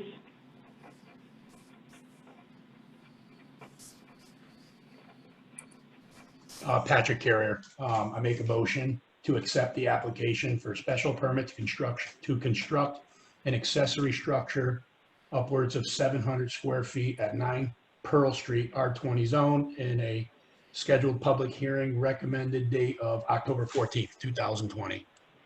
Ines St. James, second. There's a motion and a second. All in favor? Aye. All opposed? Abstention? Motion carries. Thank you. JDA Farmington LLC, accept an application for a special permit and site plan approval to relocate an existing building and construct a new bank branch at 784 Farmington Avenue, an FC-FV zone, and schedule a public hearing with a recommended hearing date of October 26, 2020. May I have a motion, please? Madam Chair, it's Ines St. James. I make a motion to accept application from JDA Farmington LLC for special permit and site plan approval to relocate existing building and construct new bank branch at 784 Farmington Avenue, FC-FV zone, and schedule a public hearing for October 26, 2020. May I have a second, please? Patrick Carrier, a second. Thank you. We have a motion and a second. All in favor? Aye. Aye. Aye. All opposed? Motion carries. Before we go on to planners report, I'd just like to make a comment about an effort that Shannon has made to help all of us understand Robert's rules and motions and how things are handled, and I thank you for that effort. I hope it's helpful to all of you, that if you have any questions. The difficulty that we're facing is that we are in a Zoom meeting, and as I said, I would be at home also, except that I don't have good service from my house, so I wouldn't want it to cut off halfway through the meeting. So I think we're being challenged a little bit by how we have to function. I don't see, even though council has come back and they're sitting in their podium chairs, I don't see us doing that anytime soon as a commission, mainly because of the limited space we have for layout and platform for mapping. We don't have that facility once these separations went up on the podium. So we're probably going to be meeting this way for quite some time. And I just personally would like to thank everybody for their patience with this and for your cooperation with this.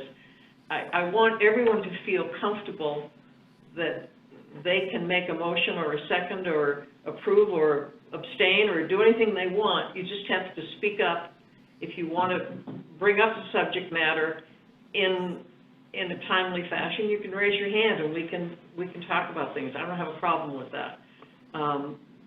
Now, I'm not sure if I'm supposed to be introducing a guest that we have with us tonight before we go on to planner's report. And maybe Shannon would like to talk about that, because we certainly can.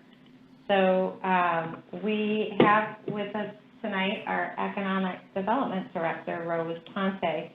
And I had mentioned this at the last meeting, that Rose was going to do a summary for us about the trends and what we're seeing in Farmington and some of the driving needs that some of our business and commercial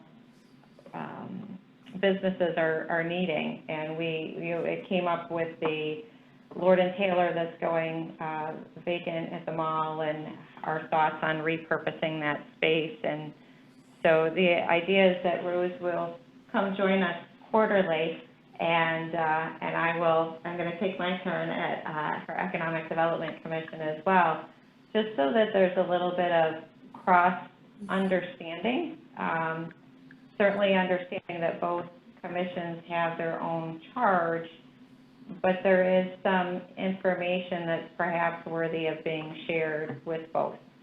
So Rose has a small presentation for us this evening, and hopefully, can everyone see this? It says, "Welcome to the town of Farmington."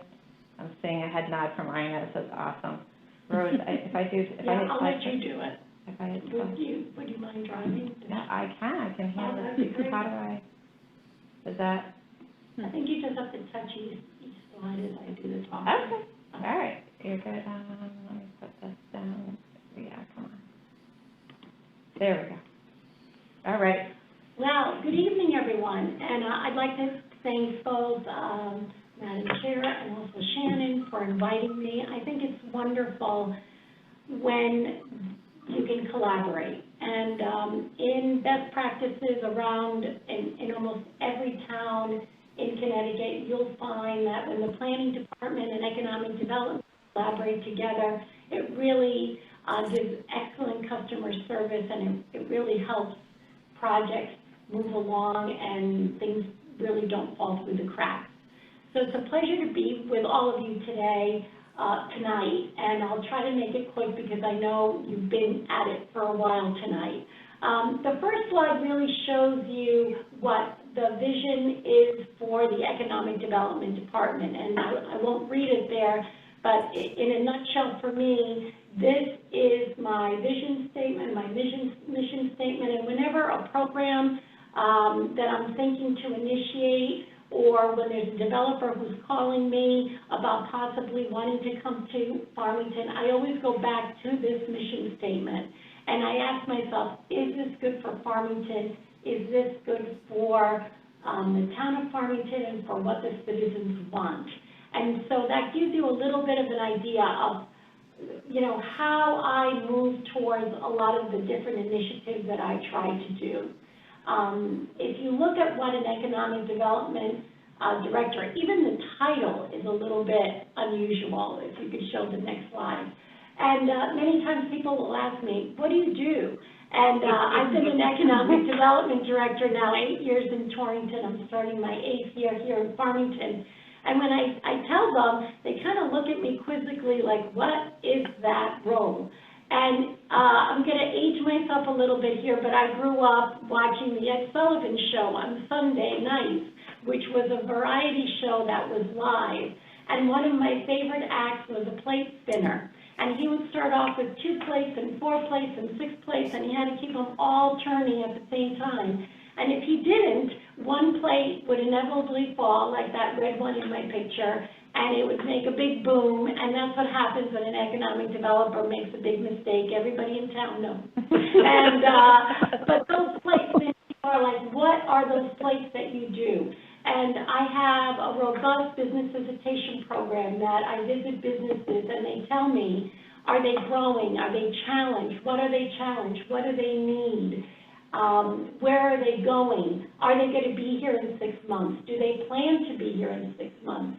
That's one plate. Another plate is really promoting Farmington, not only within and increasing engagement between citizens and residents and businesses, but cultivating this ecosystem that really makes sure that everybody's needs are being met.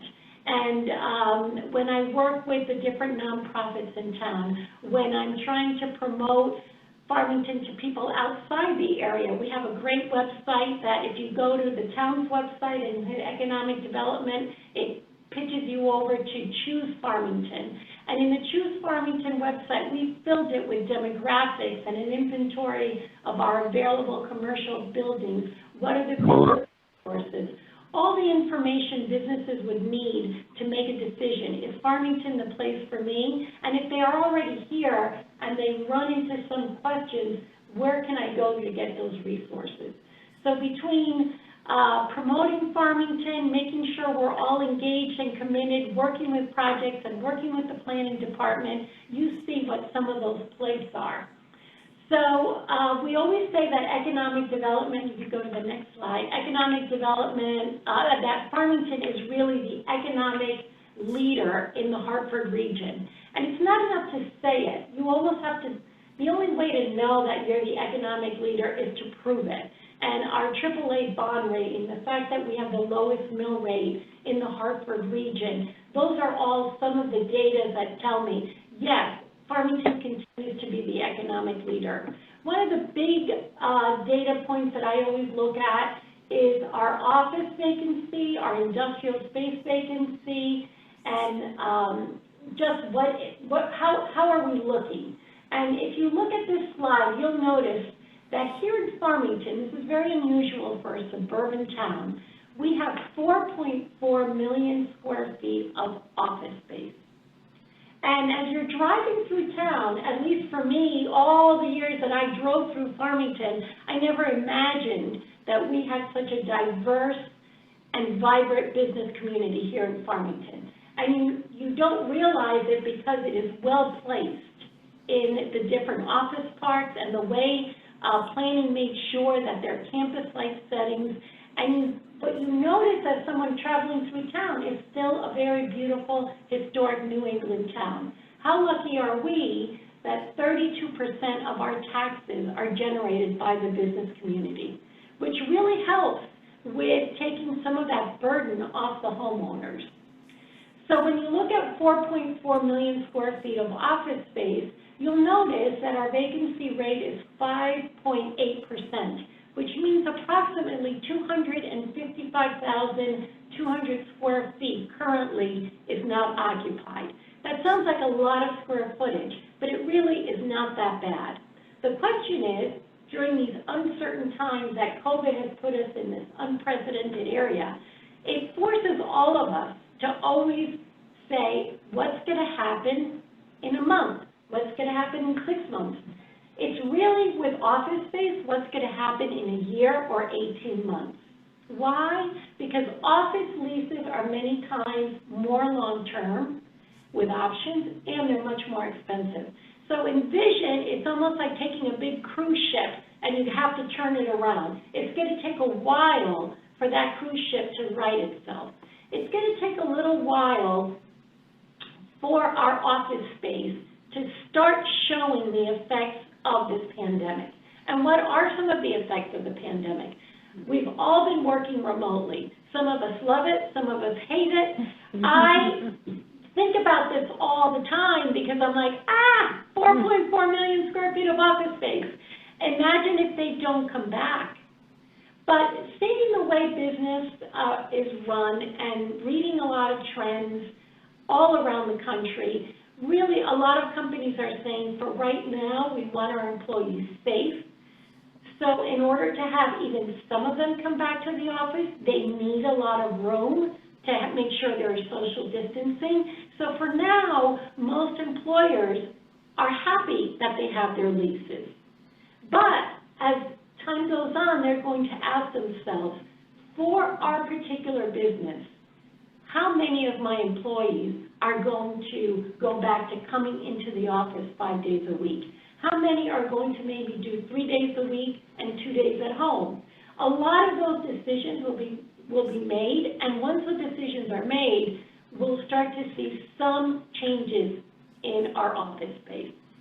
So that's just a little line. That line right there is really the forecast. And as you can see, it does show an increase in vacancy rates in 22, 23, 24, but then it kind of levels off again. And again, they say that economic developers are one of the most optimistic people. I happen to be one of them too. So I will choose to believe that we are going to get out of this. This will have an end date, and that business was doing well economically before the pandemic, and hopefully it will grow back to what it was. So I think office space in the short term will stay stable. In the long term, we will see higher vacancy rates, and then they'll stabilize off. When you look at industrial space, we have 2.1 million square feet of industrial space. Again, unbelievable if you think about it. You know, if you think back at the town, we have approximately 25,000 people. That's our population. Before the pandemic, when everybody was coming to work, we had 32,000 people coming to Farmington Monday through Friday to work here.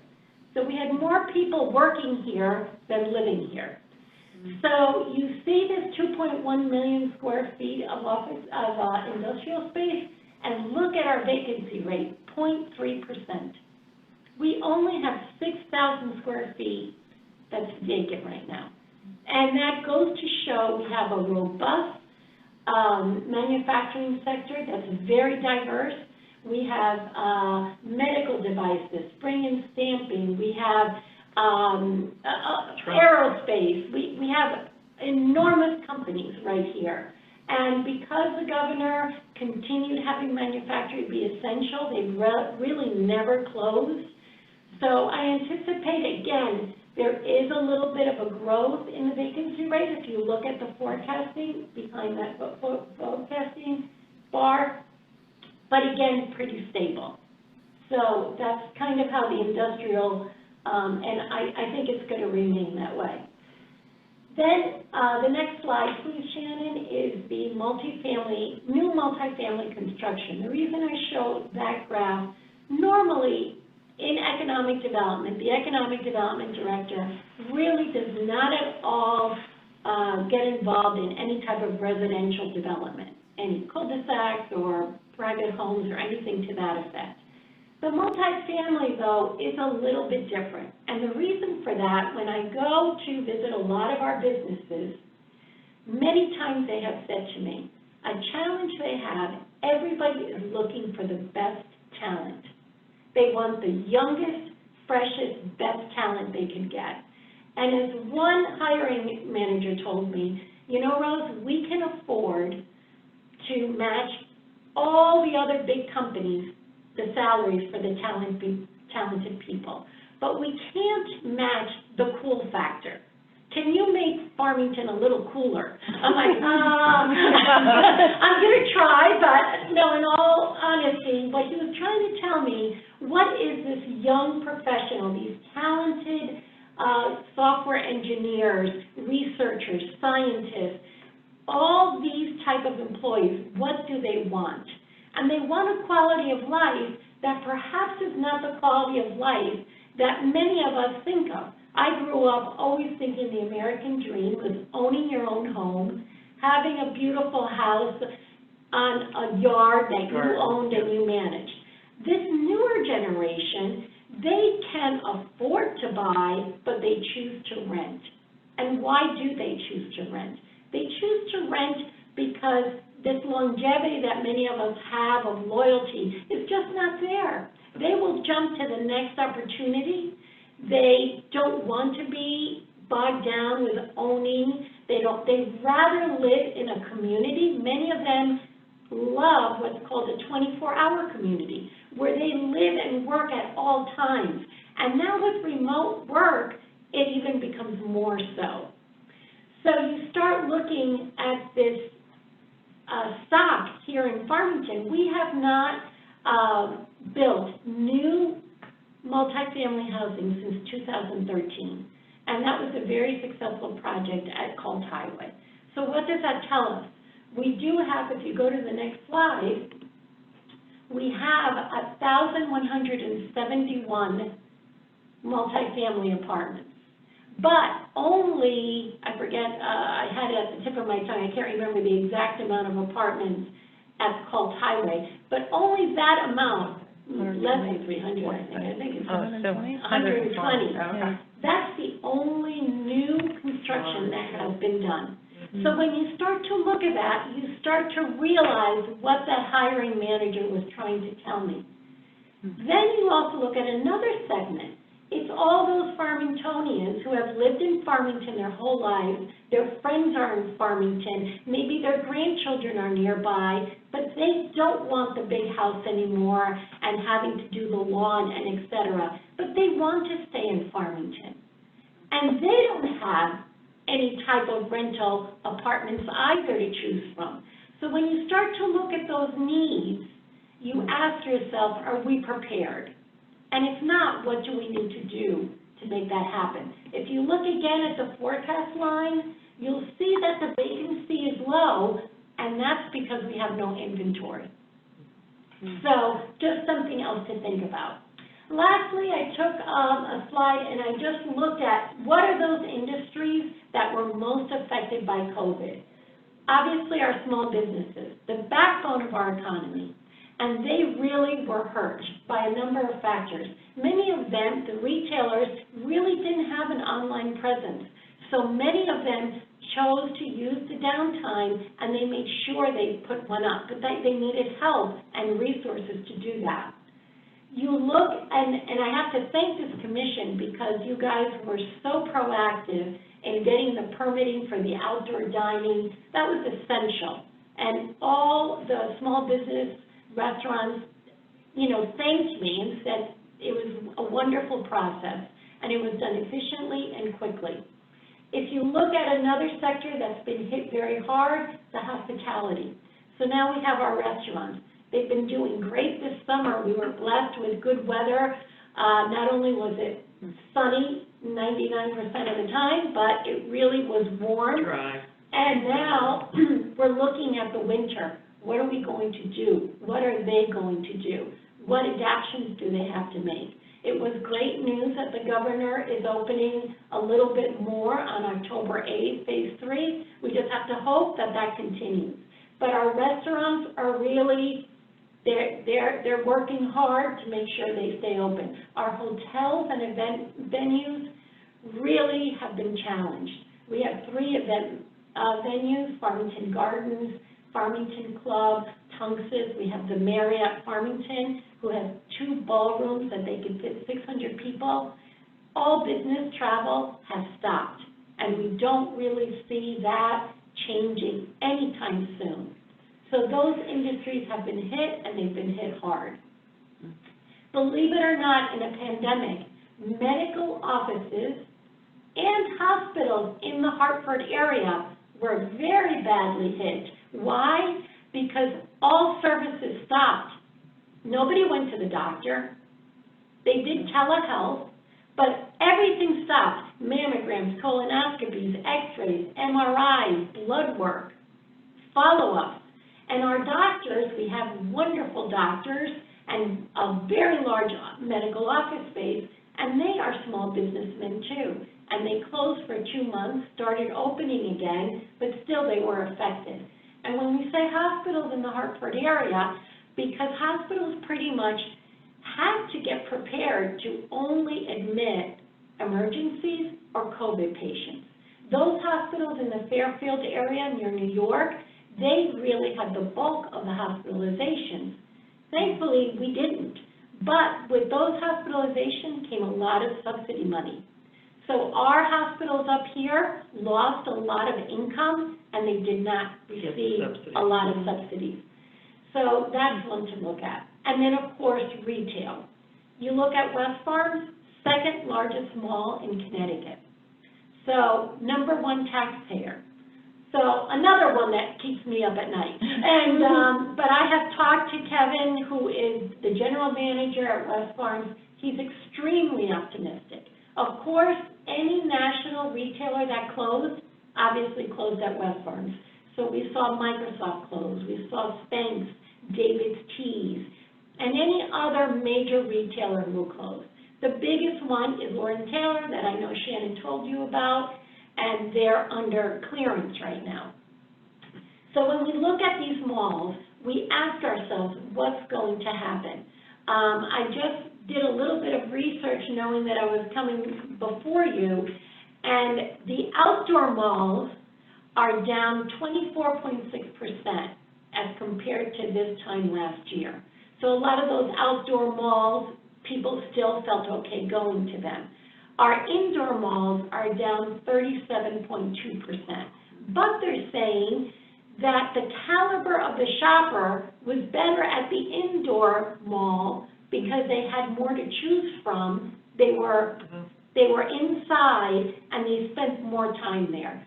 And when I talked to Kevin Keenan, he reiterated they were very happy. When they did reopen, they had a lot of shoppers, and it wasn't just people walking through the mall because they had good air conditioning. They actually had shopping bags. So that was all good news. So again, Kevin is very optimistic, and we'll continue to work with him to see and to give you all the information that he gives me. So then there's always winners and losers. With change comes opportunity. You look at those companies who are in cloud computing. Look at us today. We're only able to be together because of Zoom and WebEx and Microsoft Teams and all of that. Technology companies really did great, and they continue to be in very high demand.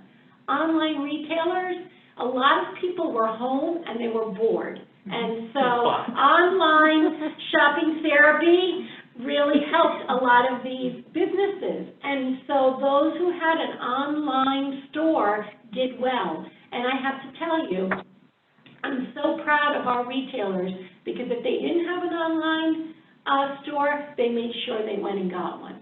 So that just goes to the innovation that people are doing to survive. Data centers have been big for a while now. They continue to do so. And of course, grocery stores have done very well also. Those are the trends. I'm hoping today is the beginning of a dialogue between us. I'm open for anyone who has any questions. I'm always available. Call me, email me, whatever I can do. And I look forward to working and dialoguing and building a relationship with all of you and the important work that you do. Thank you for having me. Thank you so much for being here, Rose. You're certainly an asset to our community, and I just think that the communication level will be worth the effort. I mean, it's just a great value. I look at that screen right there. Is that not the little shop on the avenue? Yes, that's Vivid Hughes. That's which one? Vivid Hughes. No, I'm thinking about, I noticed on Facebook, the little Happy Store. That's oh, yeah, Happiest. Yeah. Happiest Store, which is down next to Best Cleaners. Yes. on Farmington Avenue in Unionville Yeah. have put up a new website that is fabulous, It her is. little store. It's a wonderful little store if you've ever been there. Great little gift shop.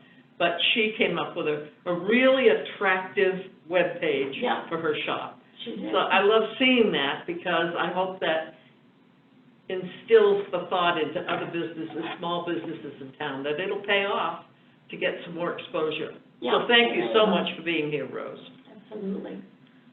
My pleasure. Does anyone have any questions or comments for Rose at this particular point? Thank you. Patrick Carrier, no, thank you for that. The information was great. I enjoyed it, and it's again, I love the information. Great, thank you. Thank you, Mike- Rose. I'm a big fan also, and this is great if you can visit us quarterly. Very good.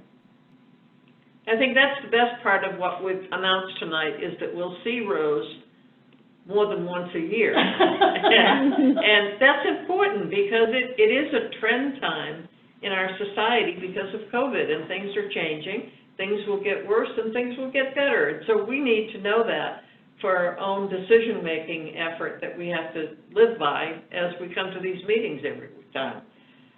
Does anybody else have a comment before we move on to planner's report? Mike Grabulis, thank you, Rose, for that. It's appreciated. What kind of businesses do you see interested in coming into town recently with everything going on? Well, believe it or not, we still are, I think the banks just love us to death. So I just had a ribbon cutting for Collinsville, and as you guys noticed, there's going to be a meeting in a month for Chase Bank. We still do have developers who are very interested. They understand that we need some multifamily housing. They seem to be very interested. And I have been getting a lot of requests to submit information for very large warehousing and distribution centers, which really we cannot fulfill. So that seems to really be a very important trend. And Home Depot just bought a big building in Windsor. Amazon is building their fourth distribution center. And to be honest with all of you, not that I begrudge anyone from having large distribution centers, because they are filling a very, very important role in the transportation of goods. But here in Farmington, we have so much industrial space, and it's being utilized for advanced manufacturing. And I would always, rather have that than a huge building with a huge footprint. And I just read the other day that a trend in a lot of these distribution centers, they're going to be manned by robots, which is very exciting and great, but you have a big footprint and no employees. And, you'll always need humans, I think, to direct the robots. But those big, large footprints are really, I don't think, our niche, and we shouldn't go after them really, and we can't, because we only have 6,000 square feet. But those are some of the people interested. The governor has changed a little bit how we recruit companies, and the governor now works with Advanced CT, and they're doing all the recruitment. Everything is being funneled through Advanced CT. Advanced CT then sends each town or each economic developer the specs and qualifications. They are telling us that businesses are starting to realize that they don't have to be located in one of those cool places like New York City or Boston. Now their employees can work remotely and they can live anywhere. So we are seeing an interest in a lot of companies who perhaps the executives are quite interested in a beautiful town with wonderful schools, a great quality of life, low taxes. All of a sudden, they're looking at Connecticut, and they're looking at purchasing real estate here. The other trends that are changing quite a bit, before, small apartments were really the the biggest square per foot for rent, and of course, that's what developers in the city wanted. The smaller the apartment, the better. That has changed quickly. Just like the office space took a long time, renters are saying, we don't want to live in high-risers. Guess why? Because they don't want to get in the elevator, because they might have germs in an elevator. They all of a sudden, all the apartment buildings that wanted a lot of these amenities, like a swimming pool, a fitness center, a grill, a rooftop where people gather, nobody cares about that anymore because they want to keep their distance. They're not really caring about all this common space. So now, who's winning? Suburbs that have apartments, they're winning. Bigger apartments, the 2 bedrooms are winning. And the high-risers, they're losing. Elevators going down. Shared spaces going down. So what does this mean? How long will it last? What if we get a vaccine and all of a sudden everybody goes back into the cities? I think this has made us pause a little bit and maybe see things a little differently than we did before. And no matter what we do lack modern apartment space. So maybe this is a good time for developers to think, maybe these small studios really, because now people need, before you didn't need a home office, but now you need a little corner. Right. So those are the things that we're seeing being attracted to Connecticut. Interesting, thank you. Okay. Thank you, Rose. I appreciate that. Rose, Matt Pogson here. My wife actually works for a company that's out of Boston. And it's funny that you just said everything that you were saying, because a lot of her coworkers and her friends are trapped. They don't feel comfortable even going out. And some of them are hot zones. You can't go in those areas. And I think that this is an interesting turn of events to revitalize suburban feel and the suburban, atmosphere with the accommodation, as you're saying, to have some apartment, condo, complex that accommodates somebody who's still not looking for an entire house or looking for a rental or looking for somebody who's possibly just getting started with a company. So it is very interesting. My question for you is, obviously this data, my wife analyzes data for her entire job. So she sits there. This data right now is just evolving on a daily basis. And the question then becomes, how far out do you think how long is it going to take for us to finally see some actual data that might be usable to make predictions on these sort of trends? Is it going to be a year? Is it going to be, you probably don't have an answer, to be honest, but I just wondered if you've heard anything amongst other developers and other economic development commissioners. Yeah, so actually this data, we get it from CoStar, which is the #1 commercial real estate software, and they've been pretty accurate. And you can see the forecasting goes up to, I think, 23, but I agree 100% with you, Matt. I see things changing daily, and so I can't imagine how anyone can be predicting. I will tell you that the hotel and travel industry, they are not expecting business travel and conferences until 2022. So that's one segment. With winter coming, I know everybody's very concerned with getting inside and what's going to happen. So I think the next 4 months will be very telling.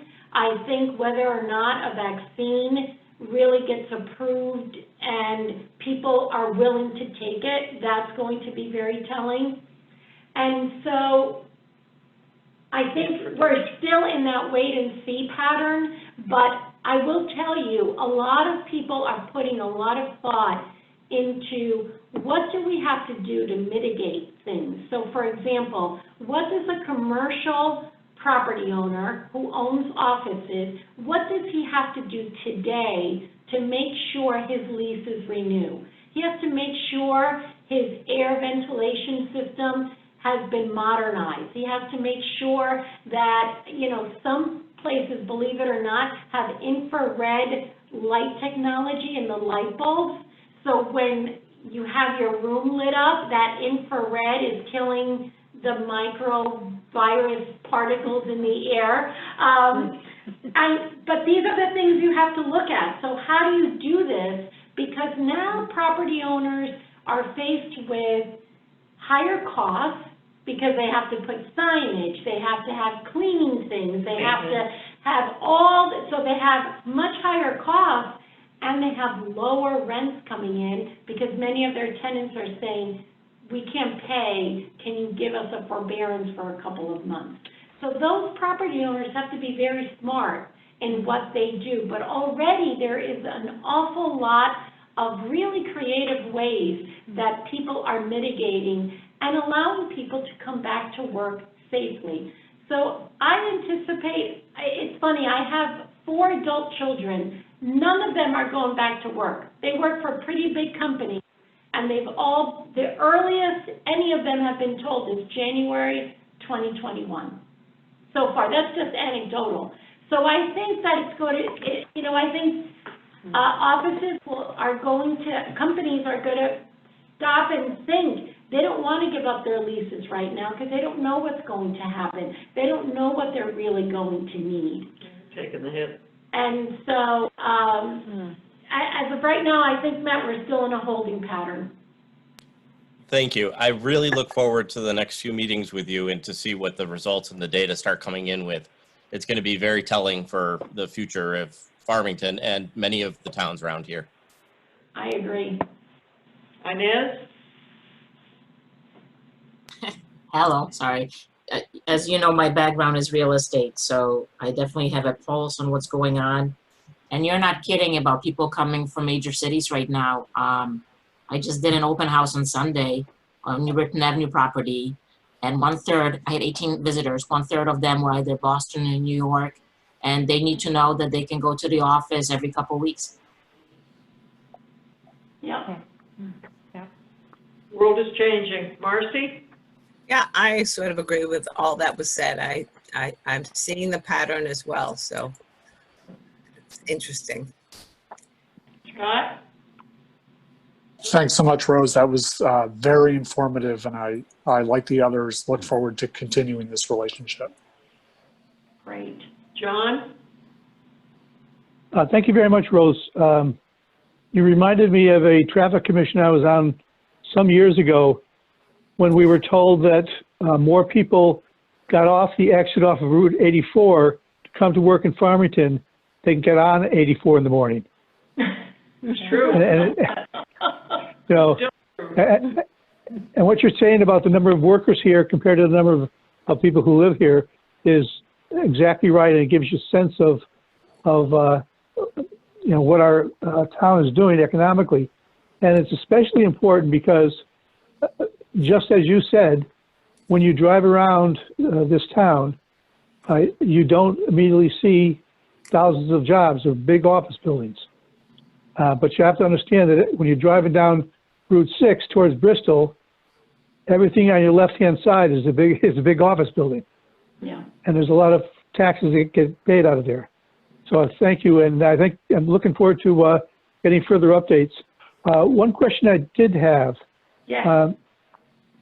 There was some United Technologies, I believe, had gotten taken over by Raytheon. Yes. Is that going to impact employment here in Farmington? Well, when they got taken over, when they merged with, or Raytheon took them over, one of the first things they did is they did want to, Raytheon wanted the headquarters moved to Massachusetts. So 100 of their executives were moved to Massachusetts. But I really wasn't that concerned about that because if you remember, UTC was broken up in order to make this sale happen. So when you looked at Otis, they all of a sudden, they were no longer able to use UTC's legal department, accounting department, and all those, they had to make their own So all of a sudden, they needed quite a bit of employment. And I was thinking of that, and it was so funny because we received a phone call, and they had asked if we need a lot of and we need to hire a lot of employees quickly and we don't have space, can we put like office trailers outside the building? I'm like, no.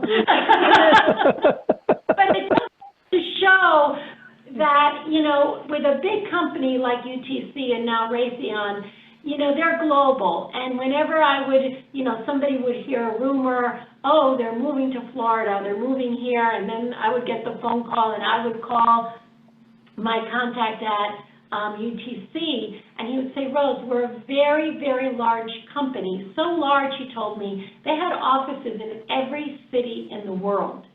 And he said, there's going to be pluses and minuses.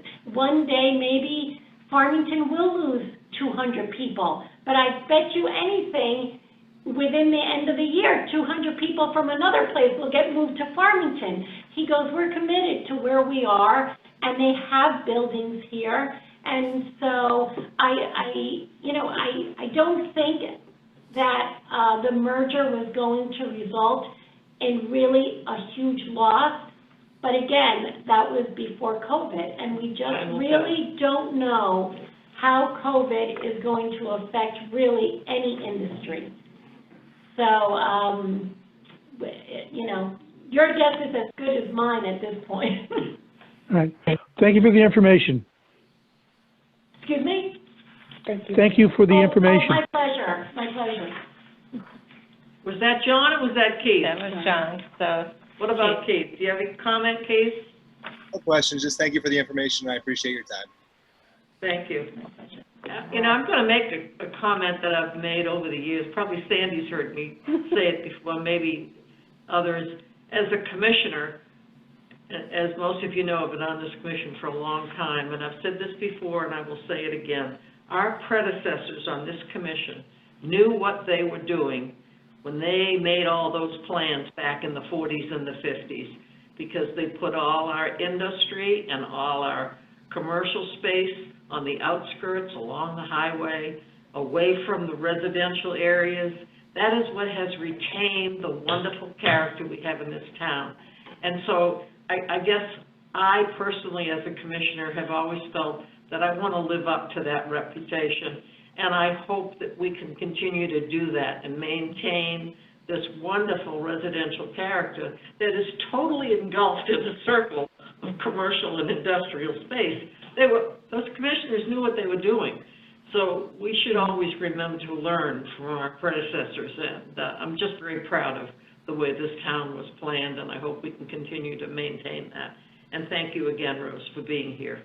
Well, it's my pleasure, and I'm very committed. I love what I do. I love the people I work with, and this is a very, very special town. And if you go back to that first slide and you look at the last sentence, it says something from what Barbara said, that we're going to be committed to the growth of the tax base through programs and processes to encourage business retention, expansion, and attraction. And to me, this is the most important sentence, while maintaining the character of the community. That's right. Because without that character of the community, the good schools, the citizens, how safe we are, the trails, the rails to trails, the type of life a person who comes to Farmington to work or live, that is really the number one way that we attract companies and we attract people. And so we have to keep that, and that's why our standards have to be very high,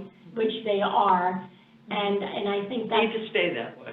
Yeah, they have to stay that way, and I think that's really the recipe for our success. Yep. Okay, thank you again. Planners report, Thank you Ms. so much. Shannon.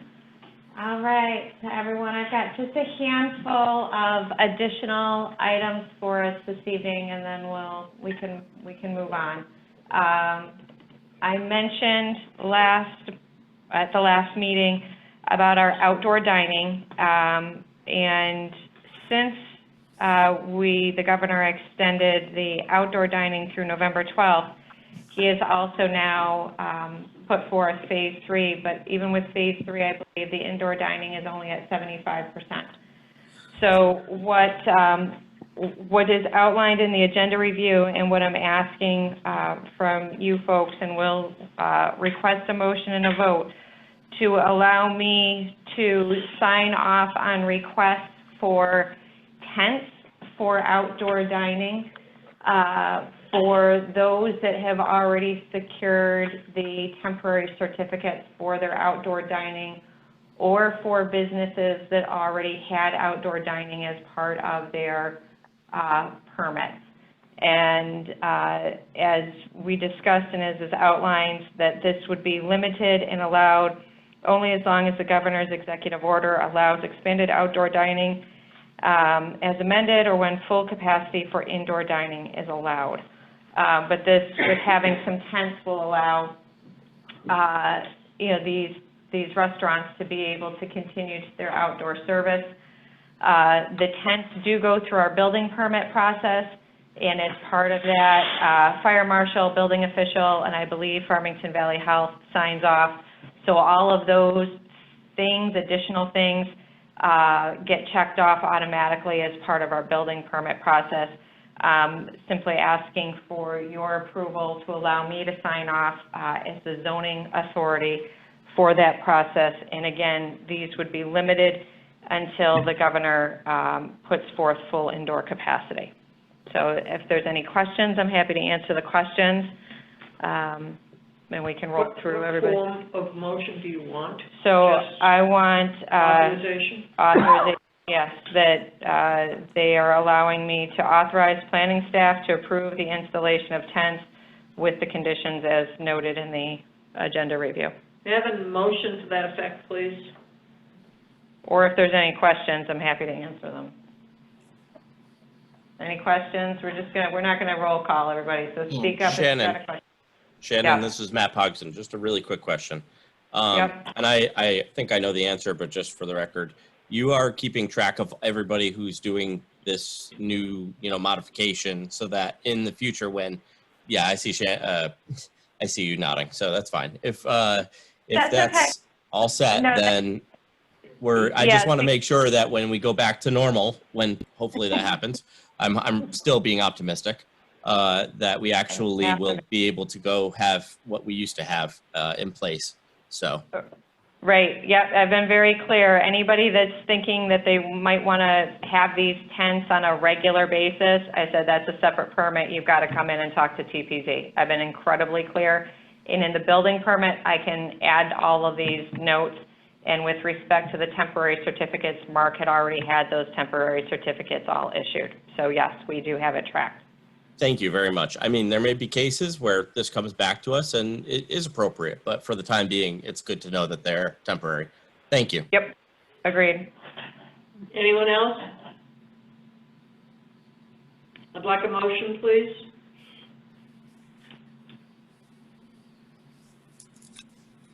I think it should be Matt. Matt Boxon, calling once. Just kidding. I'm here. I would like to make a motion that there's a continuation of the order for outdoor dining and also including the expansion of, I don't know, I wasn't quite paying attention to the exact wording. I apologize. I wasn't going to make the motion on this. That's okay. The approval so that we can install the tents. I would like to make a motion that it is acceptable and that we can make the approval to install tents going forward, and that it will end at the end of whenever Governor Lamont comes forward with his, I don't know when this ends. Full indoor capacity. Full indoor capacity. Thank you. Thanks. Yep. Yes, St. James second. Inez, that's a second. Yep. All in favor? Aye. Aye. All opposed? Abstentions? Motion carries. Okay. This is Matt Pogson. I'm going to get you back on that, Inez. I was not prepared for that. Hey, you rolled with it. It's all good. Do you have anything else town planner? I do, I have, so bear with me, folks, we got just, I have one or two more things. So Meadow Road, Mr. Warner in 2018 put forth a amendment to the zoning regulations that basically requires any time there's a demolition of any building, not just a historic building, but any building, it says zoning enforcement officer shall refer site plans for the construction of all new commercial industrial buildings and the demolition of all principal non-accessory buildings to the commission for determination of zoning compliance. So I have a demolition permit in my building permit inbox for the demolition of the building, the home at 338 Meadow Road.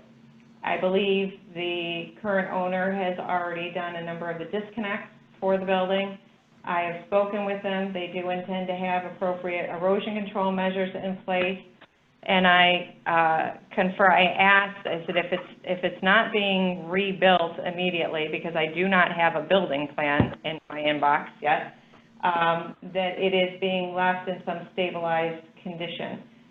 So those, obviously, erosion control and a stabilized condition would be requirements on our part if this is going to be left open for any extended period of time. Extended for me would be, more than a month, really, that we would expect this to at least be backfilled and seeded.